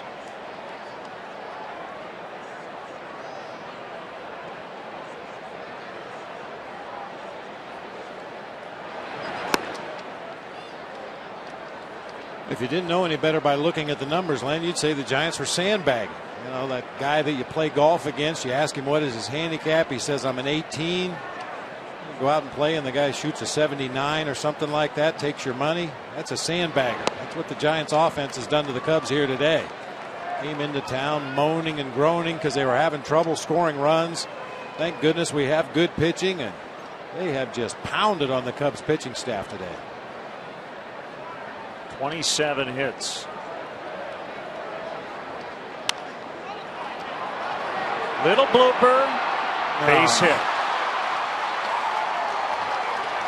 6-2. 5 consecutive hits.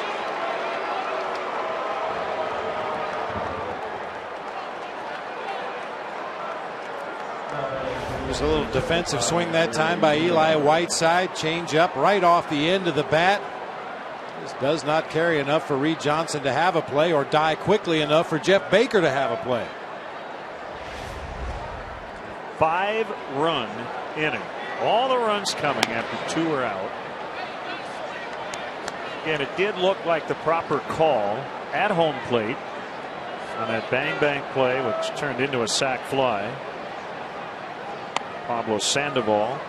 And since then, the Giants not only have taken the lead, but have added on.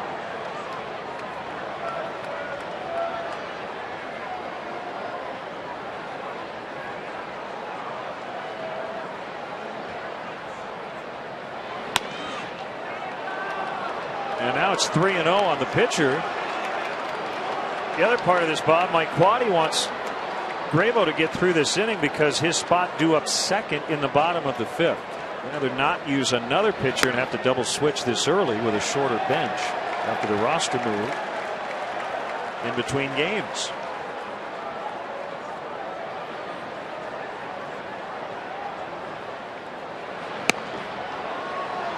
Ball 4. They have batted around. The guy who started the inning coming up for the second time here in the 5th, Andres Torres. Center fielder Andres Torres.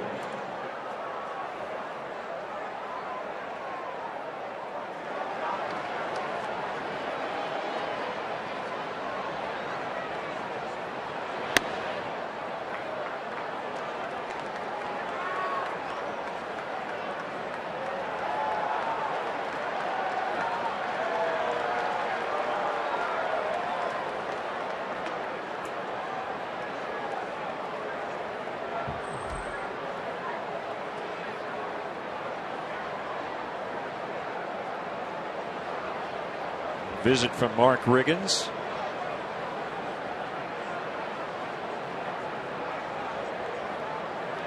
This is an awful spot for a manager to be in because it's right now down to survival with the way your roster's constructed here for game 2 of a doubleheader. Still got to get through the end of the game with your bullpen, but you want to give yourself a chance offensively as Torres pops out. Quanti will be able to use a pinch hitter for Graybo in the bottom of the 5th. But a devastating inning for the Cubs. They give up 5. It's now 6-2 Giants.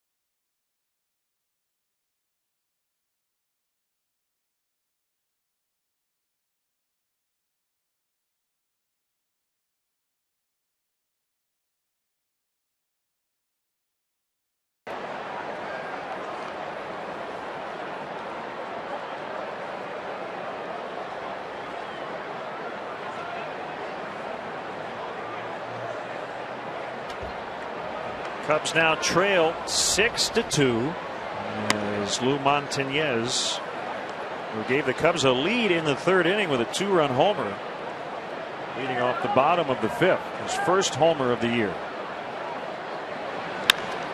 Sharply hit ground ball and a candy hop at the end for Brandon Crawford.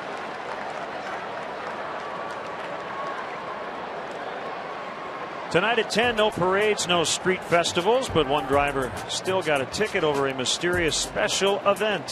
When he couldn't get answers, he turned to Target 5, fighting unfair tickets and winning tonight on the NBC 5 News at 10.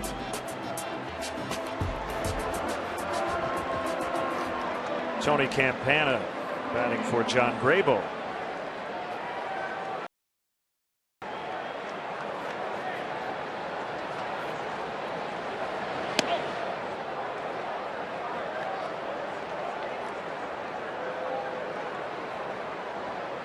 Bob, coming into tonight and games not started by the top 3 in the Cubs rotation, meaning Ryan Dempster, Carlos Zambrano, Matt Garza. The Cubs have gone 8-23. Ooh. Obviously those early season injuries to Randy Wells and Andrew Kashner hurt, but gotta find a way to get better production out of those bottom 2 spots as Campana's out.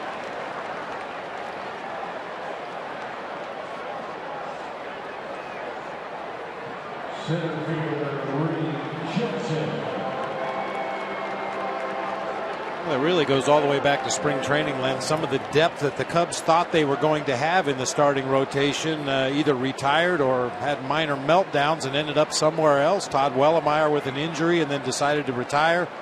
Braden Looper decided to retire. Carlos Silva, the one that had the meltdown, he moved on. If those three guys had been healthy and pitching down at the minor leagues level, or maybe even up here at the big league level, you would have had some insurance and some depth in your starting rotation. But it was very thin to start the season, and then when Cashner and Wells went down, it got even thinner. Inside corner, and a 1-1 count on Reed Johnson.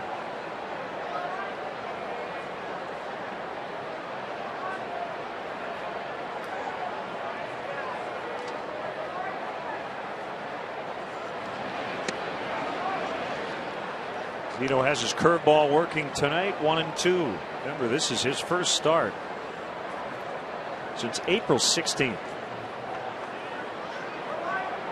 A long layoff for Barry ZITO, but I do commend the Giants. He made 4 rehab starts, including 9 innings his last time out.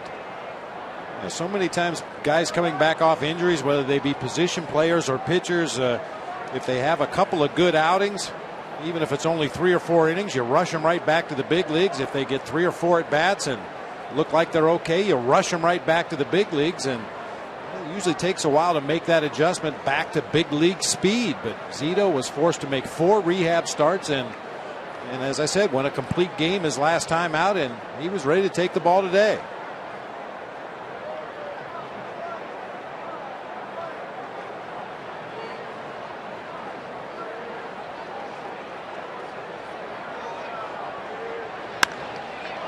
Sharply struck and rolled into center.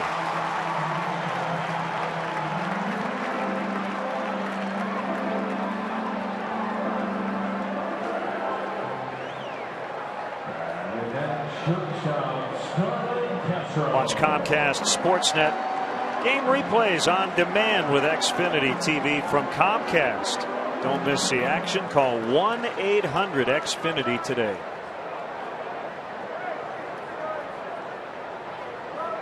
Astros hit the ball hard 2 times. He lined to left in the first inning and hit a triple the other way in the third.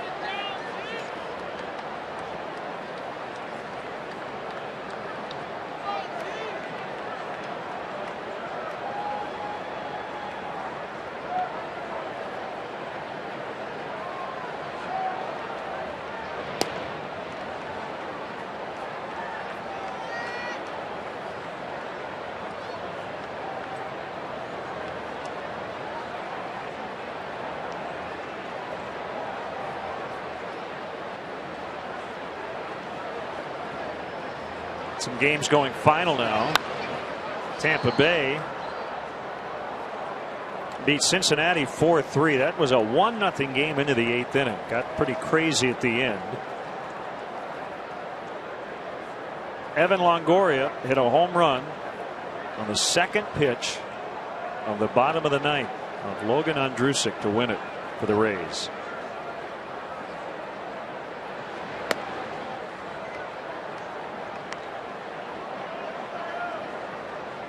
It was after the Reds tied it up in the top of the 9th off Kyle Farnsworth. Cliff Lee with a gem, a 2-hit complete game shutout to beat the Red Sox. How about that, Bob? The Red Sox offense had 2 hits and no runs at Citizens Bank Park. Well, it is Cliff Lee. It is, and they say good pitching beats good hitting. Yeah. Well, he is on some kind of a roll, though. As good as he's been throughout his career, he may be better than ever this season. Red Sox came in leading the majors, only team with over 400 runs. They didn't get any tonight.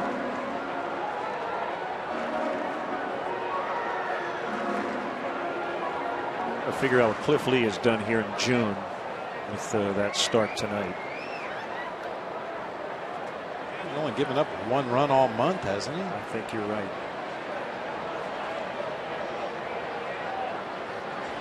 42 innings, 1 run. Oh, 5-0 with a 0.21 June ERA. 3 consecutive complete games for Cliff Lee and all shutouts. How about that? 6-2.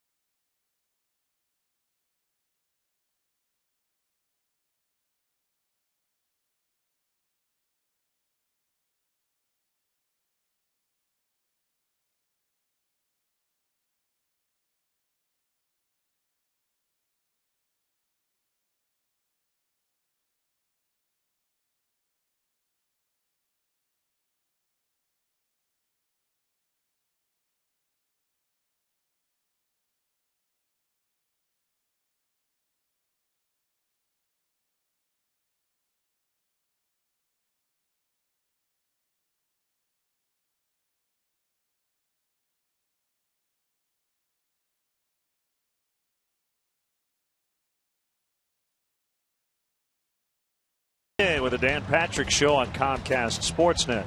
Tune in as Dan talks with former Cubs skipper and CSN Crosstown analyst Jim Riggleman. Get your sports day started with the Dan Patrick Show tomorrow morning from 8 to 11, only on Comcast Sportsnet. Jim Riggleman will join our pre- and post-game coverage Friday and Sunday here on CSN. The Cubs hosting the White Sox. Righty Jeff Samardzija against Emmanuel Burris. Fastball for a strike.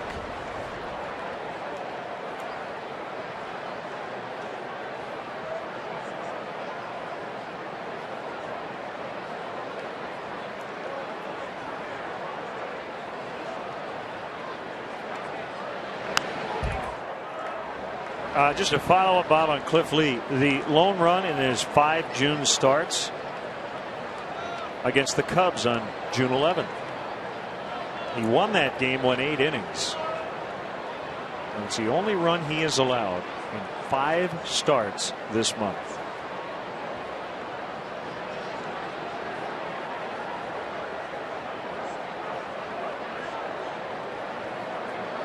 That was his 4th complete game of the season tonight. Well, it was the 3rd consecutive complete game shutout.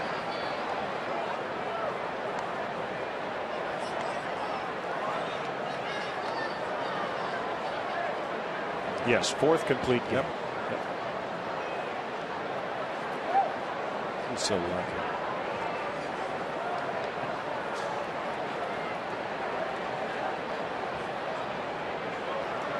So he's gone at least 8 innings. 7 times already. Do you even have the bullpen show up on nights that he pitches? Well, how about Halladay? Roy Halladay has 5 complete games.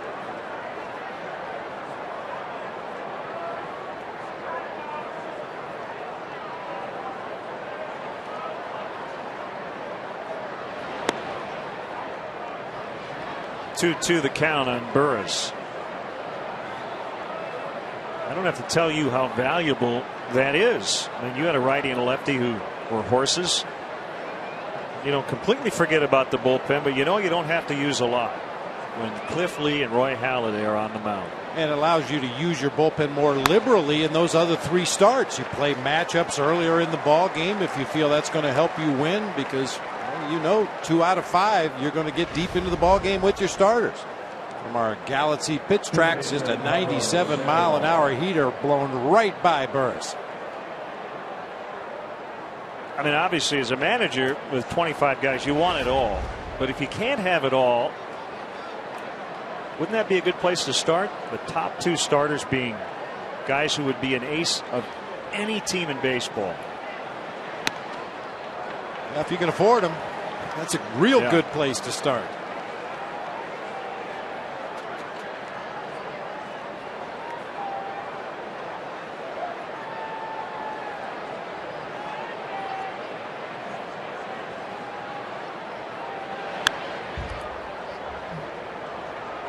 In the case of those 2 guys, I'm not saying you would take both of them over every other starter in baseball, but it would be an interesting argument with all the different teams. It wouldn't be a no-brainer.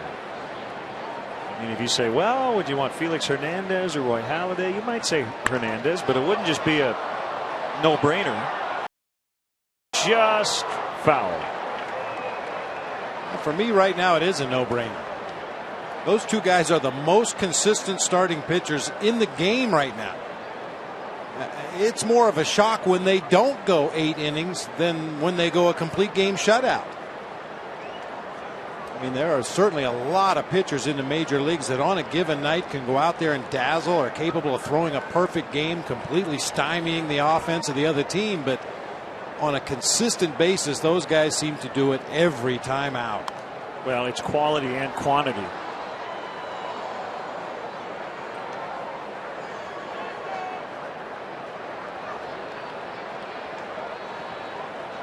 I mean, Justin Verlander would sure give them a run for their money.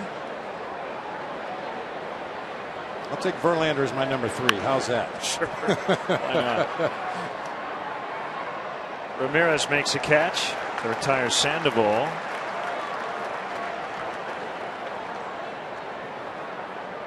Cole Hamels might be raising his hand going, don't forget about me. I've got a 249 and 9 wins. Unbelievable. And I'm on the same staff. It's lost in the shuffle.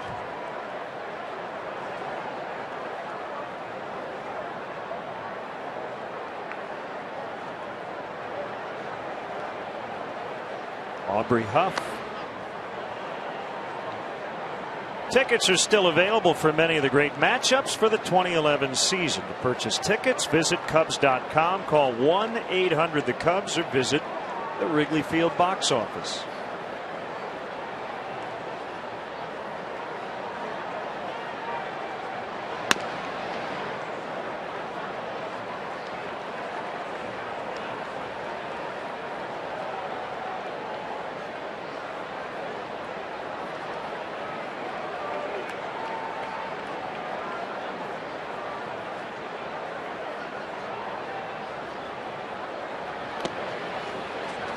Pitch in the dirt, and it's 3-0.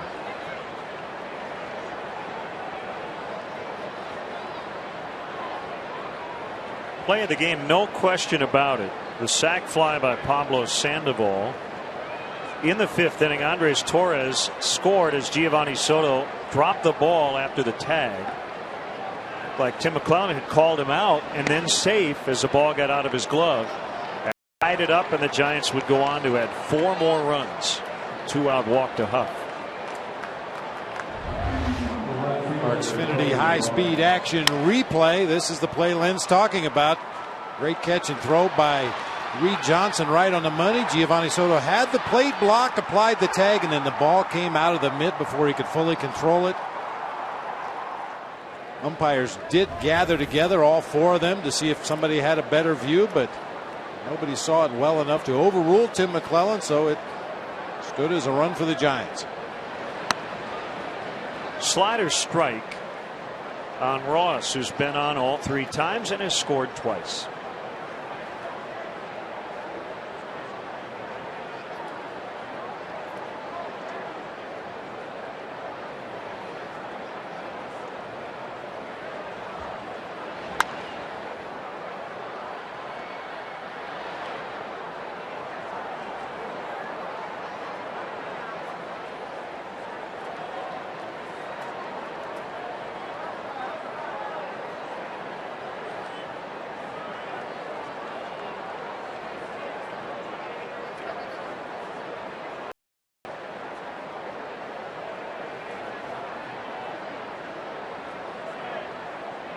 Kick and the pitch, up and in.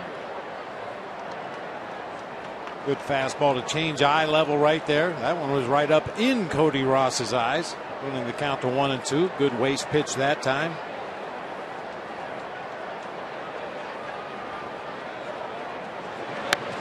Swing and a miss to end the inning. 2 punch outs for Jeff Samardzija in the 6th. We go to the bottom of the inning. 6-2 San Francisco.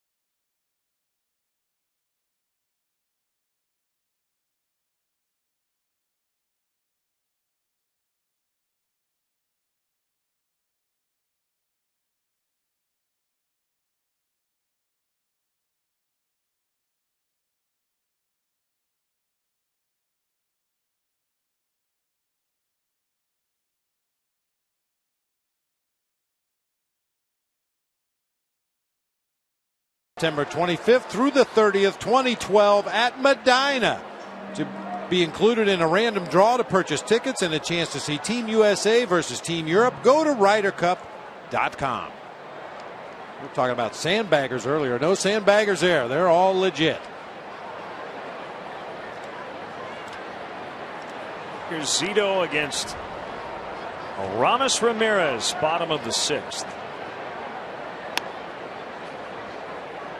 Ball 1.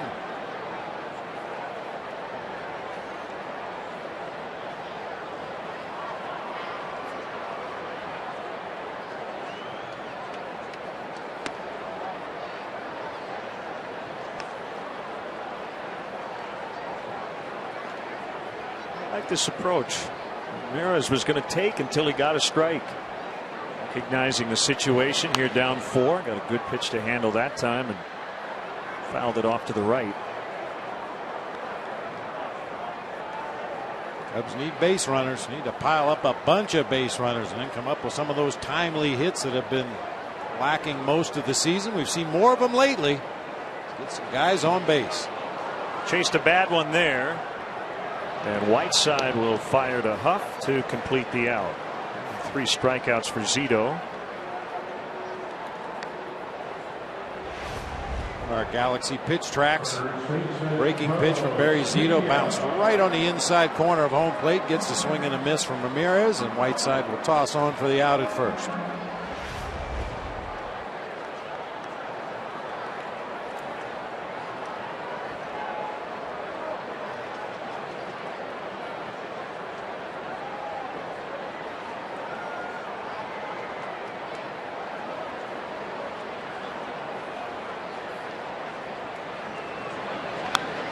Big swing by Pena, and he fouled back for ball 1.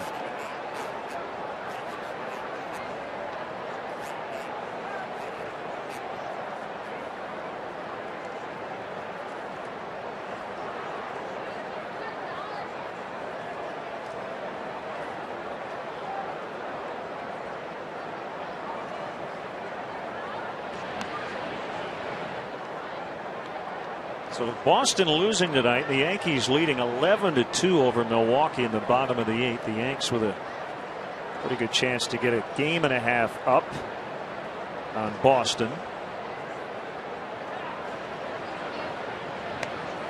Was that Greinke's ERA after tonight, Bob? 5.63, and the Cubs knocked him around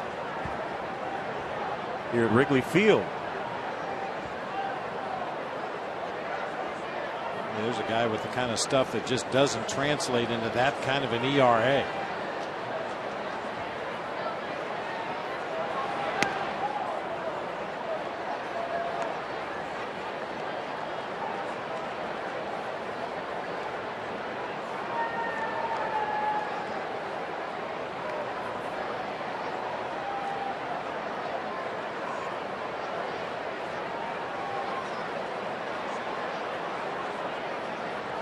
Two and 2. Here's a pitch.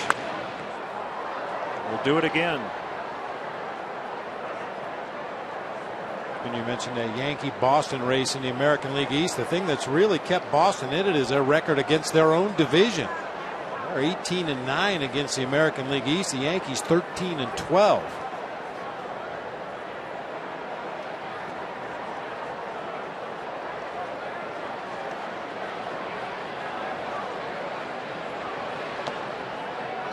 Full count, 3-2.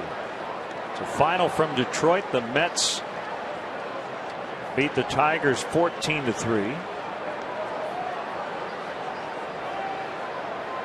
So if Cleveland can beat Arizona, the Indians will jump back into a first place tie. And Cleveland leads 1-0 in the bottom of the 3rd at Chase Field. Last night, Orlando Cabrera with a game-winning home run in the 9th. As to try to beat the D-backs.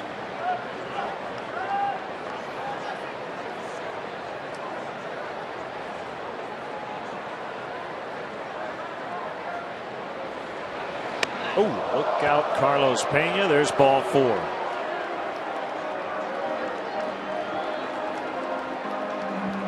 Carlos Pena looked like he was surprised by that fastball up and in, and rightfully so. Look at where the first 6 pitches of the sequence were, and then the last one right at his dome. And obviously ZITO just trying to stay away. Then that last fastball up and in sends Carlos Pena on down to first base.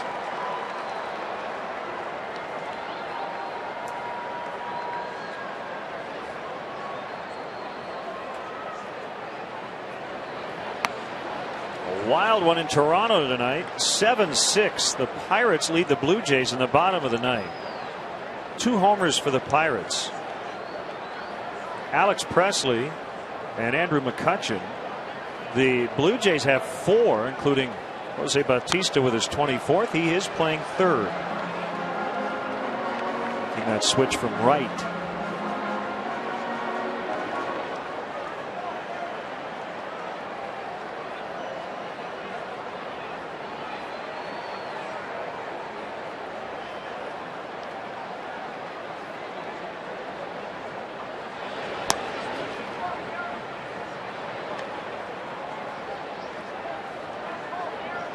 I think as long as it doesn't affect his offense, that's a good move for Bautista.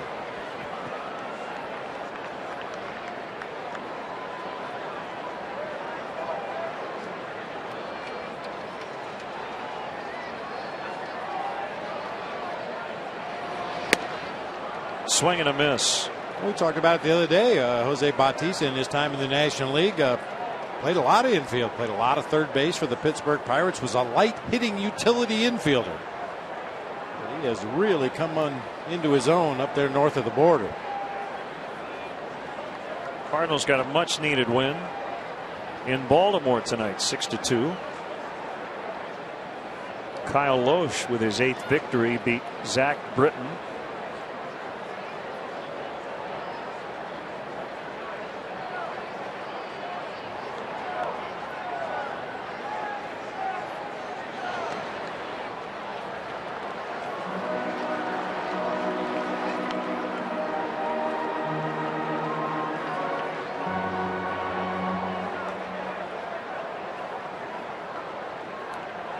Dave Brigetti on the bullpen phone.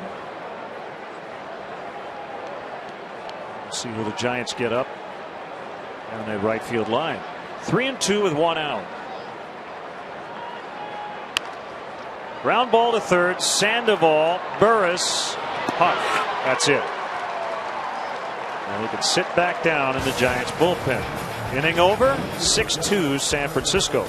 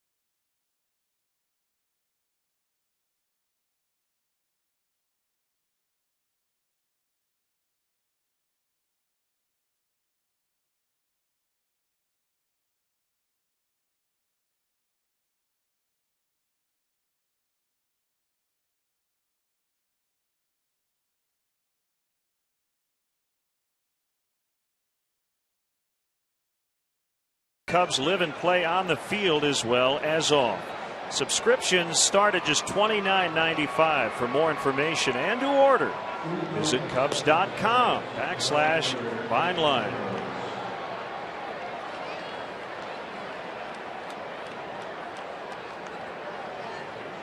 mystery guest for our 7th inning stretch today. Well, it's not really a mystery. It's you. Looking forward to it. Yeah.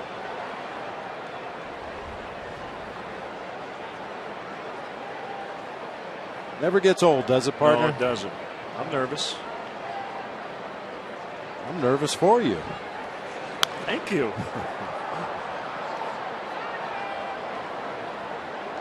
I'll be here for moral support, but this is definitely a solo effort. If I see any rotten tomatoes coming up from the stands, I'll deflect them. Better chance that they'll throw roses up here after you're done. Yeah. Nate Schierholtz 4 for 4 in the doubleheader, 3 for 3 in game 2.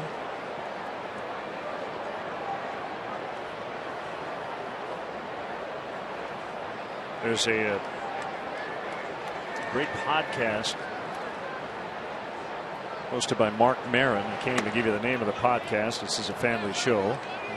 But he interviewed Gary Shandling, great comedian, former star of the Larry Sanders Show. And we're talking about performing, you know, going on the late night talk shows and doing your stand-up act. And Gary Shandling said, producer of one of the shows will remain unnamed, but after I finished my bit, I walked off stage, and the first thing the producer said was, "It wasn't your fault." And then he went on to say that when someone says that to you, your first thought is, that was my fault. So I just envision, after singing the stretch, you saying off the air, "Partner, it wasn't your fault." No, it wasn't your fault. Bad acoustics here at Wrigley Field. Although it doesn't seem to bother Jimmy Buffett or Paul McCartney later this summer. It's tough singing out of this booth. Ground ball to Jeff Baker.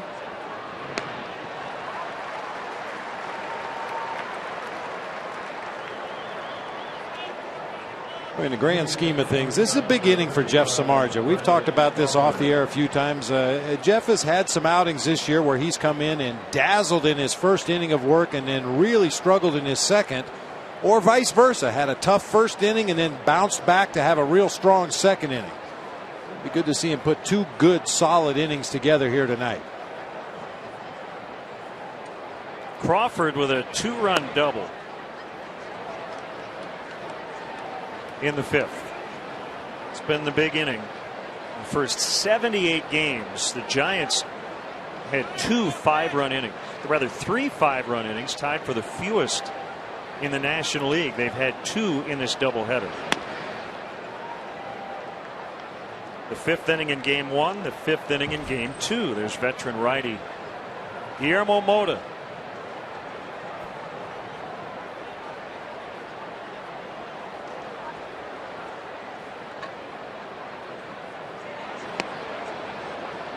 Two and 1.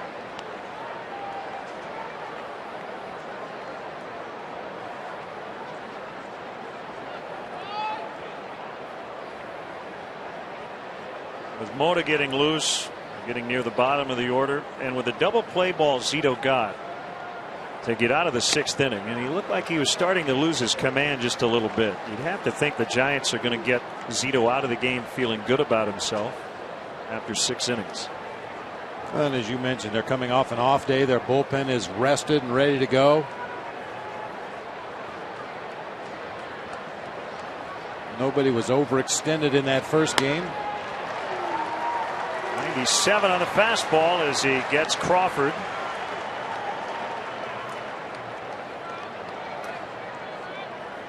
Take a look at our Galaxy pitch tracks. Jeff Samardzija just pounding that strike zone with a good mid to upper 90s fastball tonight.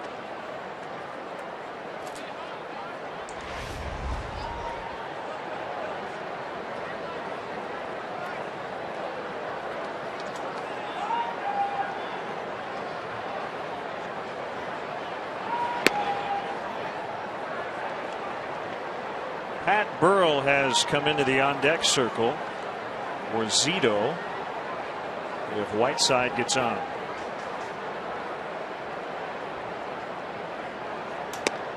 Swing and a miss, 0-2.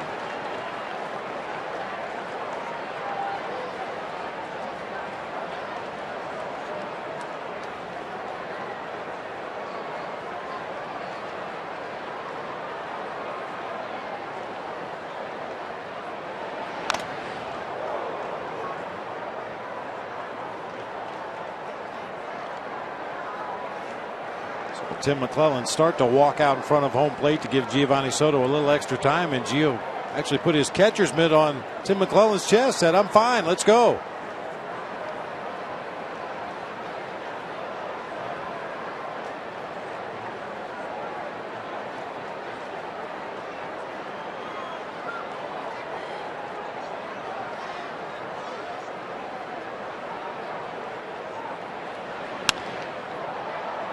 Reed Johnson in center.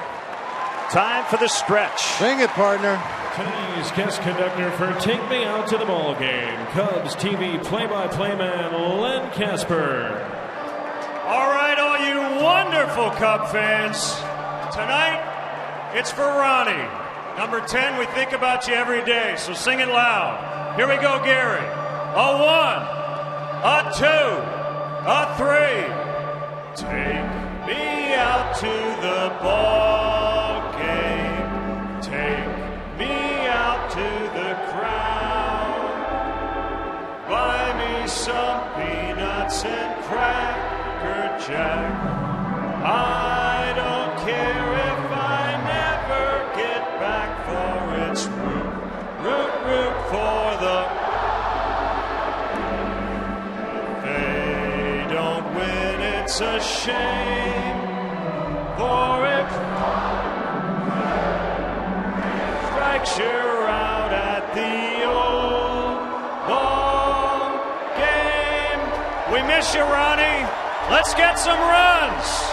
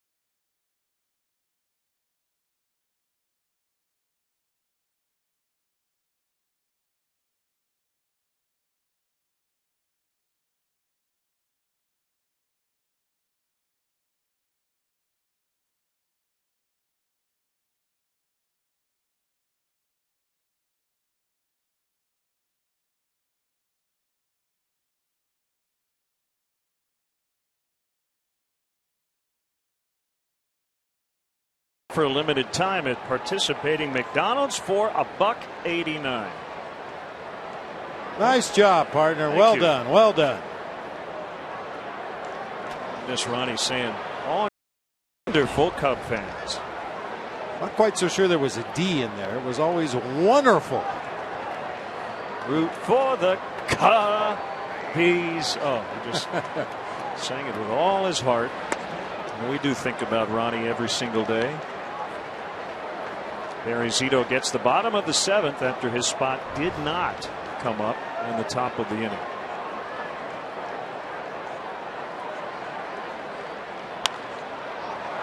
Jeff Baker pops into short right. Burris will get it.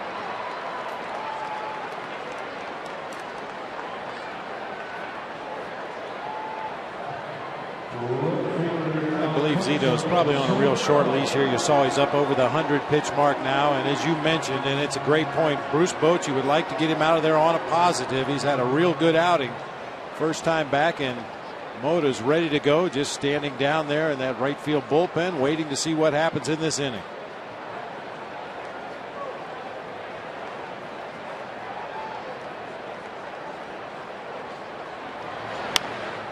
Soriano turns on it, and this one's going to find the seats down the left field line.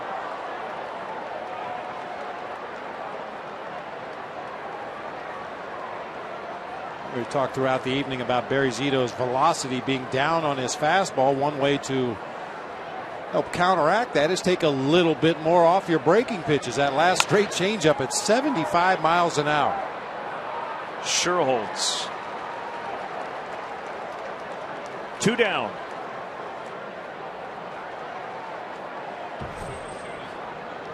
He called up Marcos Mateo in the Cubs bullpen.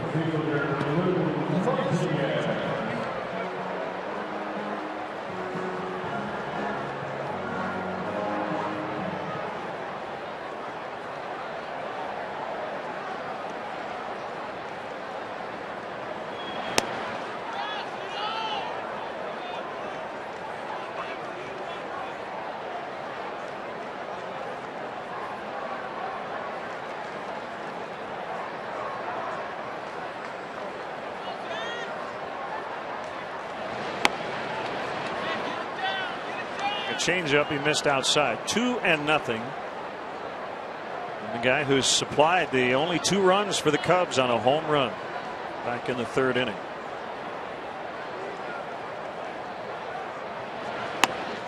It's a final from New York. Freddie Garcia over Zach Greinke. Yankees 12, Brewers 2. Tell you, Milwaukee didn't get any favors in terms of the interleague schedule. They had to go to Fenway Park. They hosted Tampa Bay. And now they're at Yankee Stadium.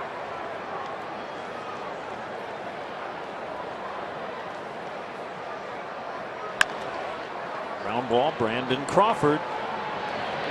And ZITO seems to be getting stronger, although I'm sure that is definitely it for him tonight. He'll leave with a 6-2 lead.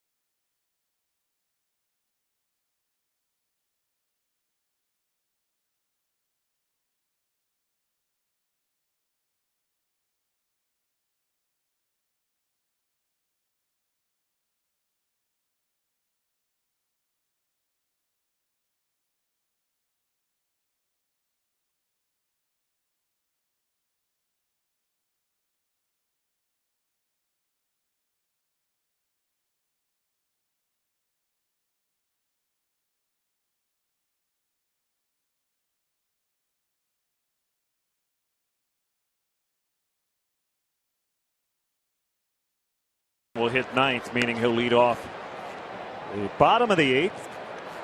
And hard throwing right-hander Marcos Mateo, 20 previous big league games, his first time up. Back for a second tour here with the Cubs this season.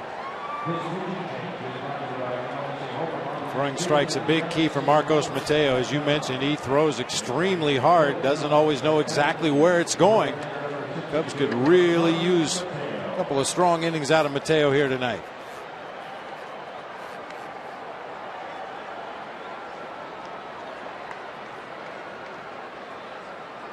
Well, they got that from Jeff Samardzija.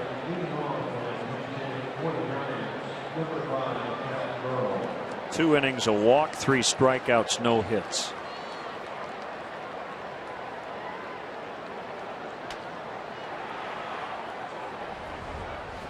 Pat Burrell in for Barry Zito at the plate.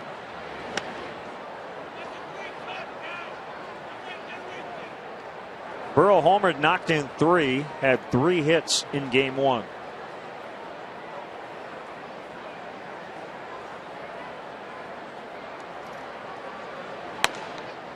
Guy was clean shaven when this doubleheader started.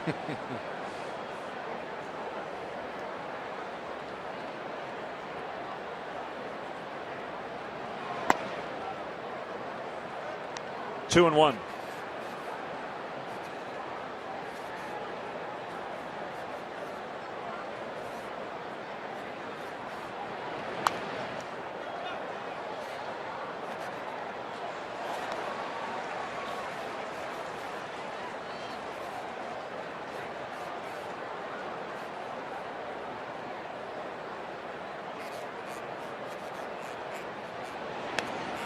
Popped out of the mitt of Soto. 3-2.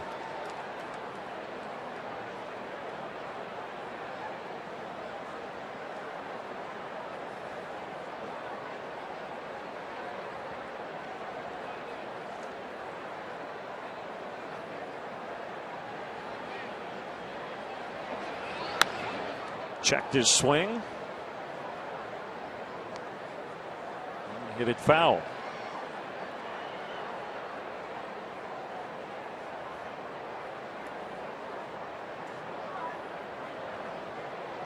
Wind in the pitch. He struck him out.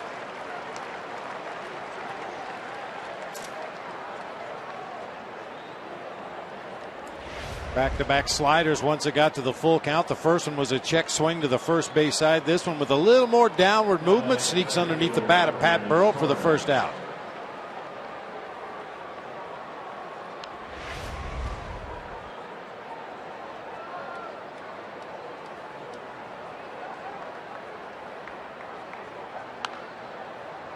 Torres, pop fly, shallow left center. Ooh, that's dangerous. Castro made the catch. What a catch by Starlin Castro, but that takes your breath away. Well, that's a collision waiting to happen. It looked like Soriano had the best angle on that ball. Reed Johnson gives way. Castro ends up making the circus catch and barrel rolling right into Soriano. It takes great concentration to stay on that ball as a shortstop, knowing that you've got two outfielders streaking in from their position. Castro able to maintain his focus, made a nice catch.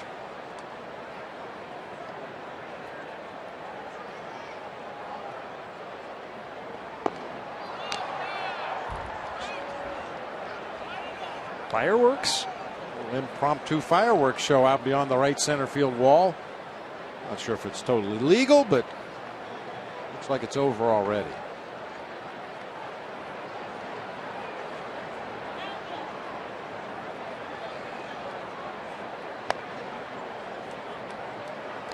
Two and one. Another random. A little distracting to a hitter to have fireworks going off out there behind the batter's eye.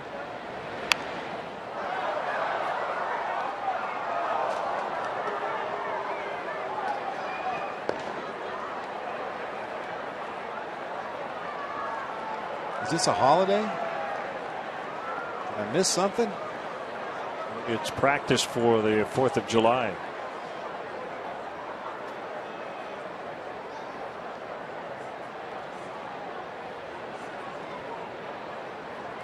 Two to Burris, and he got him. 2 strikeouts for Mateo here in the 8th inning. Bottom 8 coming up. The Cubs trail by 4.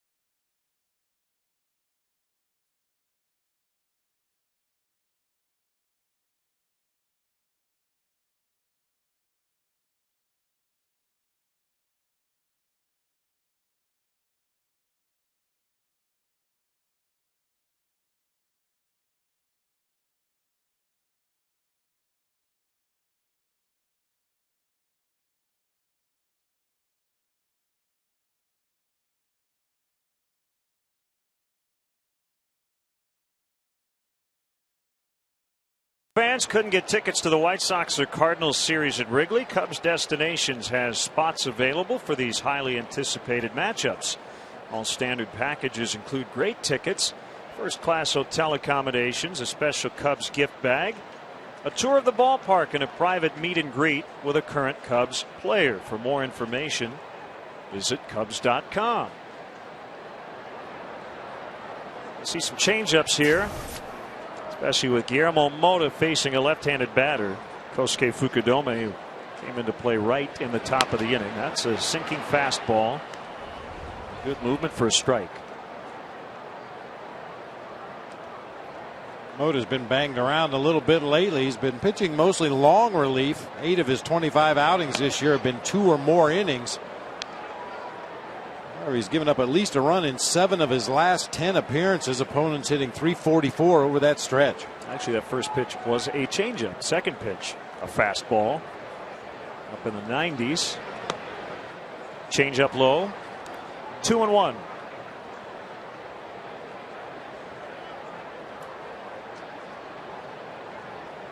Kosuke went 0 for 4 with a walk from the leadoff spot in Game 1. Popped the mid at 93 to make it 2-2.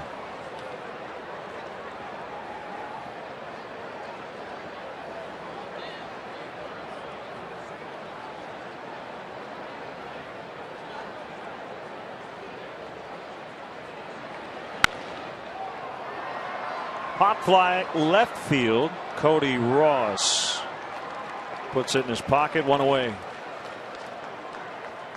Center fielder Ray Johnson.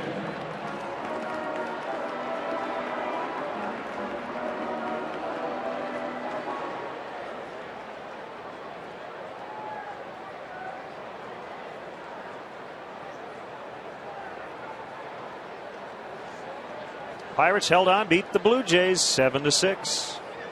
In Toronto, Kevin Correa got his 10th win. How about that? Beat JoJo Reyes. Joel Hanrahan with his 23rd save, and the Pirates are within 3 of the lead in the NL Central.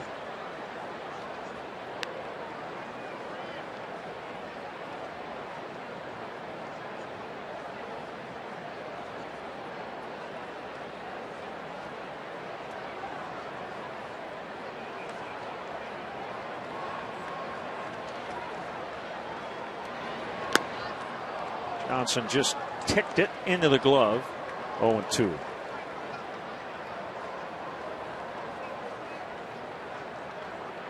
Texas with a 7-2 lead at Houston in the 9th. Ian Kinsler, Josh Hamilton, and Mitch Moreland have all hit home runs for the Rangers.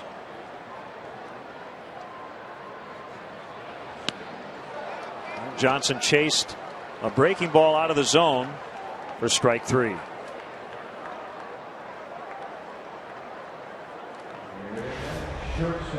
Well, Guillermo Mota's been doing this for a long time on our Galaxy pitch tracks. 87-mile-an-hour slider working its way off that outside corner. Very tough to pick up his pitches. Tough to see the rotation, especially on that straight changeup.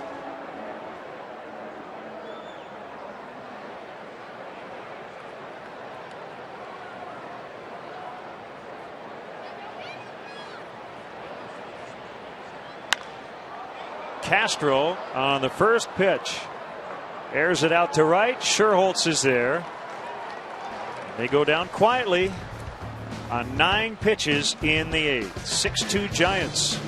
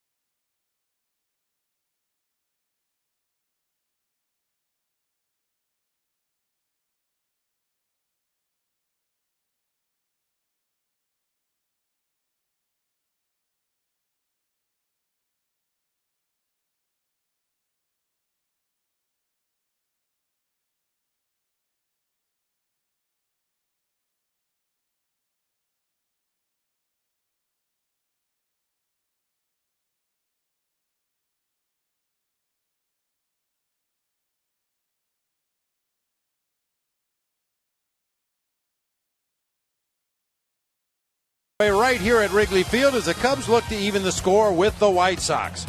Live coverage begins Friday at noon from the ballparks. Cubs, White Sox, Friday at noon on Comcast Sportsnet.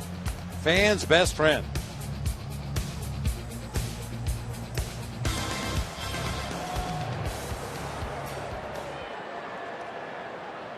Giants trying to sweep the Cubs in a doubleheader. Of course, partner, they do not play the games on paper. However, Tim Lincecum and Matt Cain are in the offing. Wednesday and Thursday. Cubs will counter with Ryan Dempster and Carlos Zambrano, so it could have two really good pitching matchups.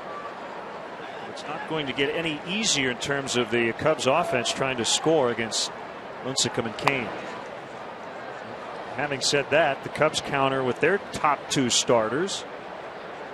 Lincecum and Dempster tomorrow, Cain and Zambrano on Thursday. I think what it tells you is Dempster and Zambrano will have to be on their game. Even a light hitting offense like the Giants, you give them back-to-back games like they've had today against the Cubs pitching staff, they start to believe that they're better than they really are, and certainly can't let that happen. Ryan Dempster needs to go out there and dazzle them. Hit well to deep left, and it will get off the wall just below the basket. Sandoval to second, and he slides in safely under the tag.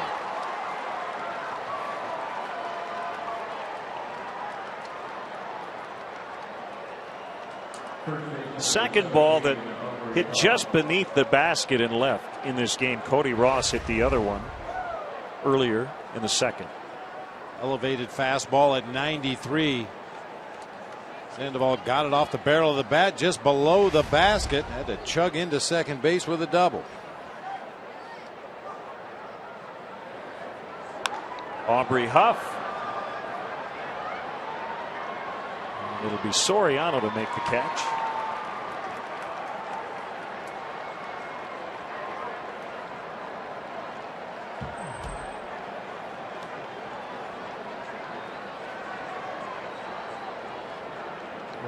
Cubs have just been unable to sustain any momentum. Still without a 3-game winning streak all year. Beat up on Jhoulys Chacín yesterday in the makeup game against the Rockies.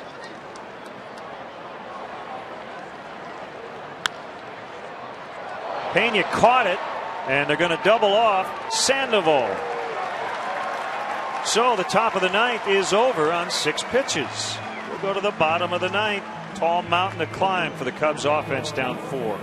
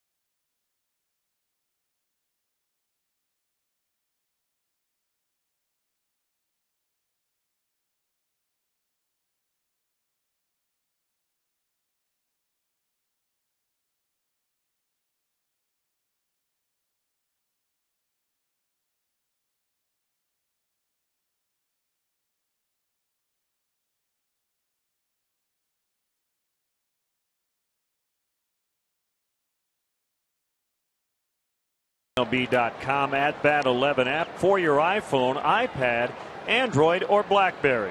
Get live audio, pitch-by-pitch tracking, video highlights, and more. Text @Bat to 31826 or visit Cubs.com for details.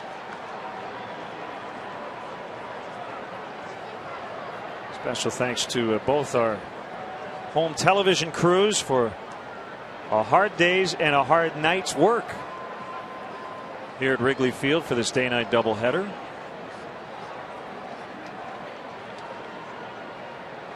See if the Cubs can pull off a big late rally here. At least make Brian Wilson get up, throw some pitches in the bullpen as Mota starts the bottom of the ninth. Ball one to Ramirez.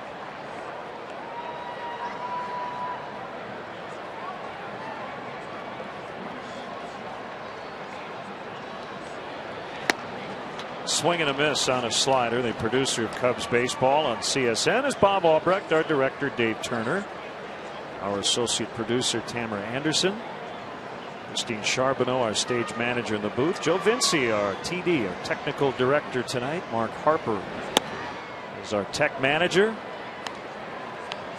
Didn't bother Mark tonight. I didn't break anything, believe it or not. Yeah. Corno Jr. is our senior executive producer. We try to make life easier on Mark if we can. And again, great work by our entire crew. That's low. 3-1.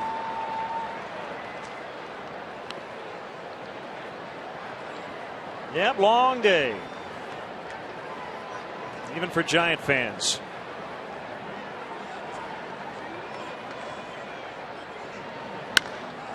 Ramirez, a towering blast, and it will go for a home run. 6-3. That's his ninth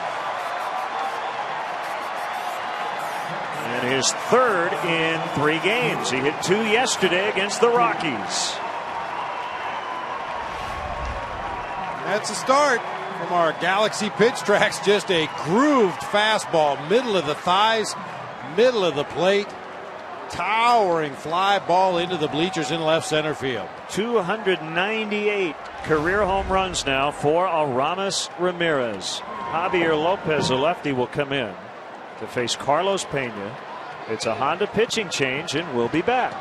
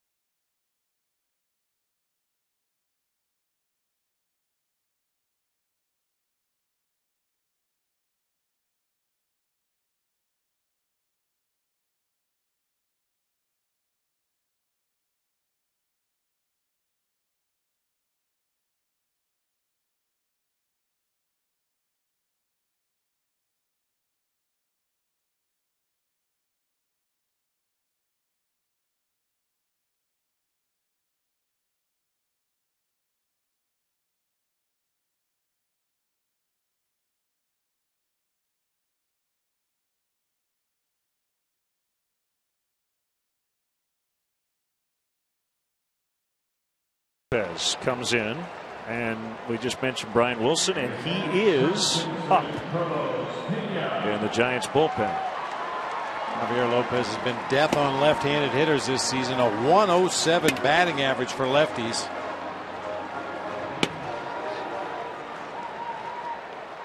Still looking for glue or tape underneath that beard, but I don't see any.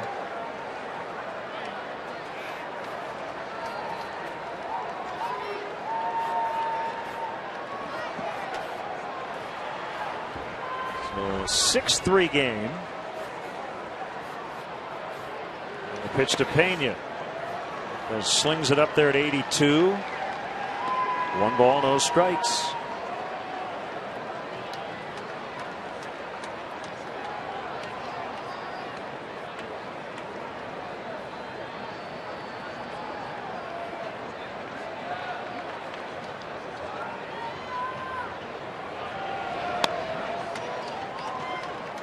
That's a strike. Well, you can see why Lopez is so tough on lefties. Really crossfires on that first base side of the rubber, low arm angle.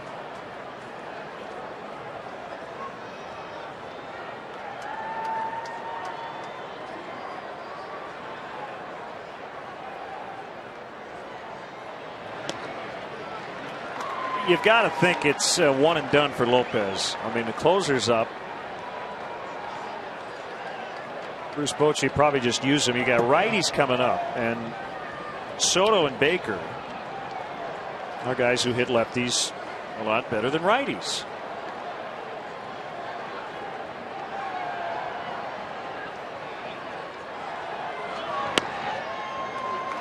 Three and one. And Gio's under 200 against righties, over 300 versus lefties. And we know about Jeff Baker's splits the last couple of years.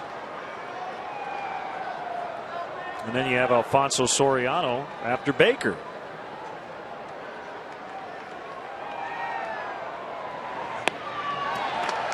Ball 4. And it looks like Dave Righetti is trying to find out if Wilson is ready. And he is.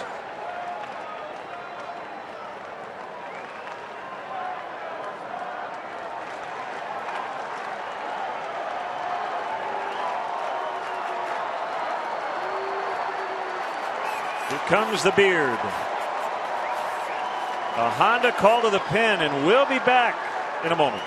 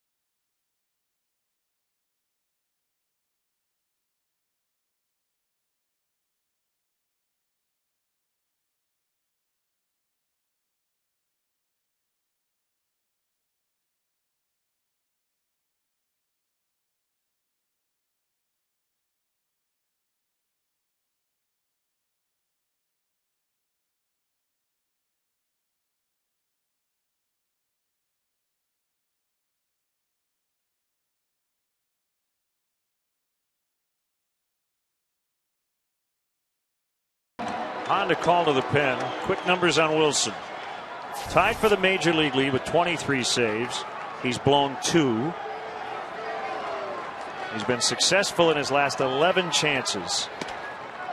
And he's given up 1 run over his last 17 appearances. And now the good news. Giovanni Soto 2 for 3 lifetime against the beard. There you go. Guy on deck, Jeff Baker, hit a big home run in San Francisco a couple of years ago off Wilson. 1 ball, 1 strike. He used to throw an occasional curveball, an occasional slider, but this season so far he's been tailing 2-seam fastball and cutter. 2 pitches only.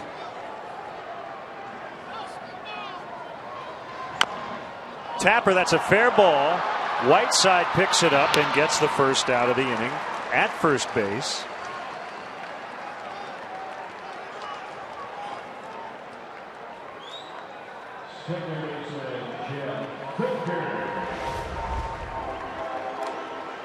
It just hits the top half of the baseball. That hard sinker working its way down to the bottom of the strike zone. He just pounded it into that dirt in front of home plate for Eli Whiteside to scoop and throw to first for the out.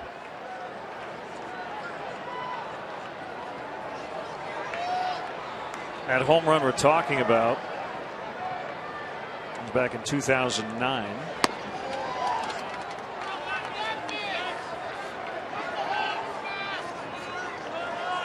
September 24th. And it was a game winner. Turned a 2-1 deficit into a Cubs 3-2 win.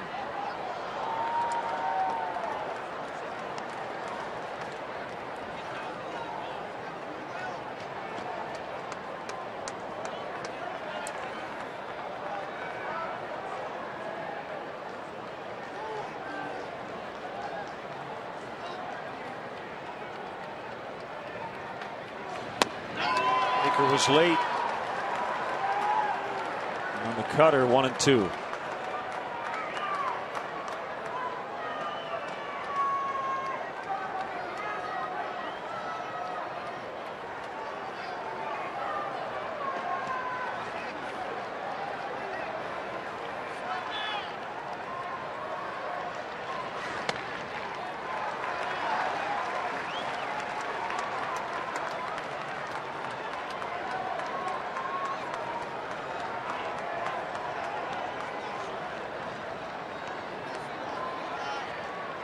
Runner at second. Cubs trail by 3 in the ninth.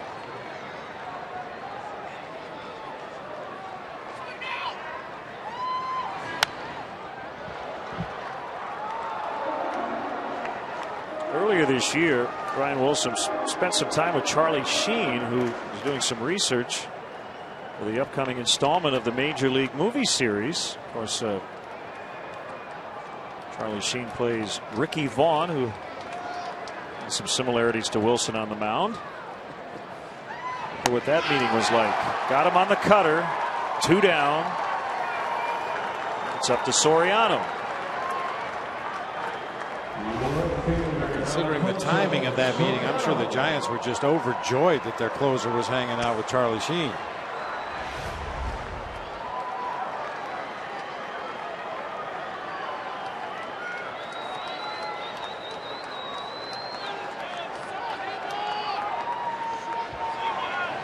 Soriano breaks his bat, and the bouncer's picked up by Sandoval, and Wilson gets it done. He retires all 3 here in the ninth that he faced. And that gives the Giants a doubleheader sweep. And the theme of the day, Bob, was a Giants offense. We talked a lot about their pitching, but they piled up 19 runs on 30 hits in the doubleheader.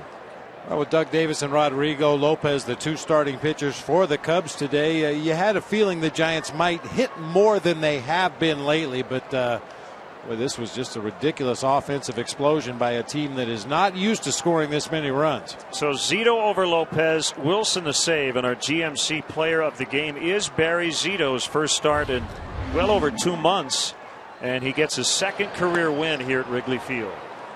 With the rich get richer, Len, the 4th best ERA in all of the major leagues, and Barry Zito now back off the disabled list and throwing well. The Giants pitching staff is going to be tough to deal with in the National League this year.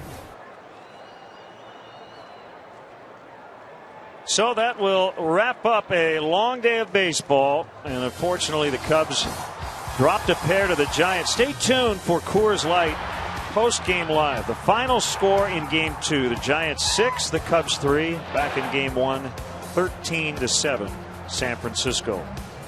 Our next Cubs telecast Sunday for us at 1. Friday also here on Comcast Sportsnet, as Hawk and Stoney will have the call. 12 o'clock for the pregame here on Comcast Sportsnet.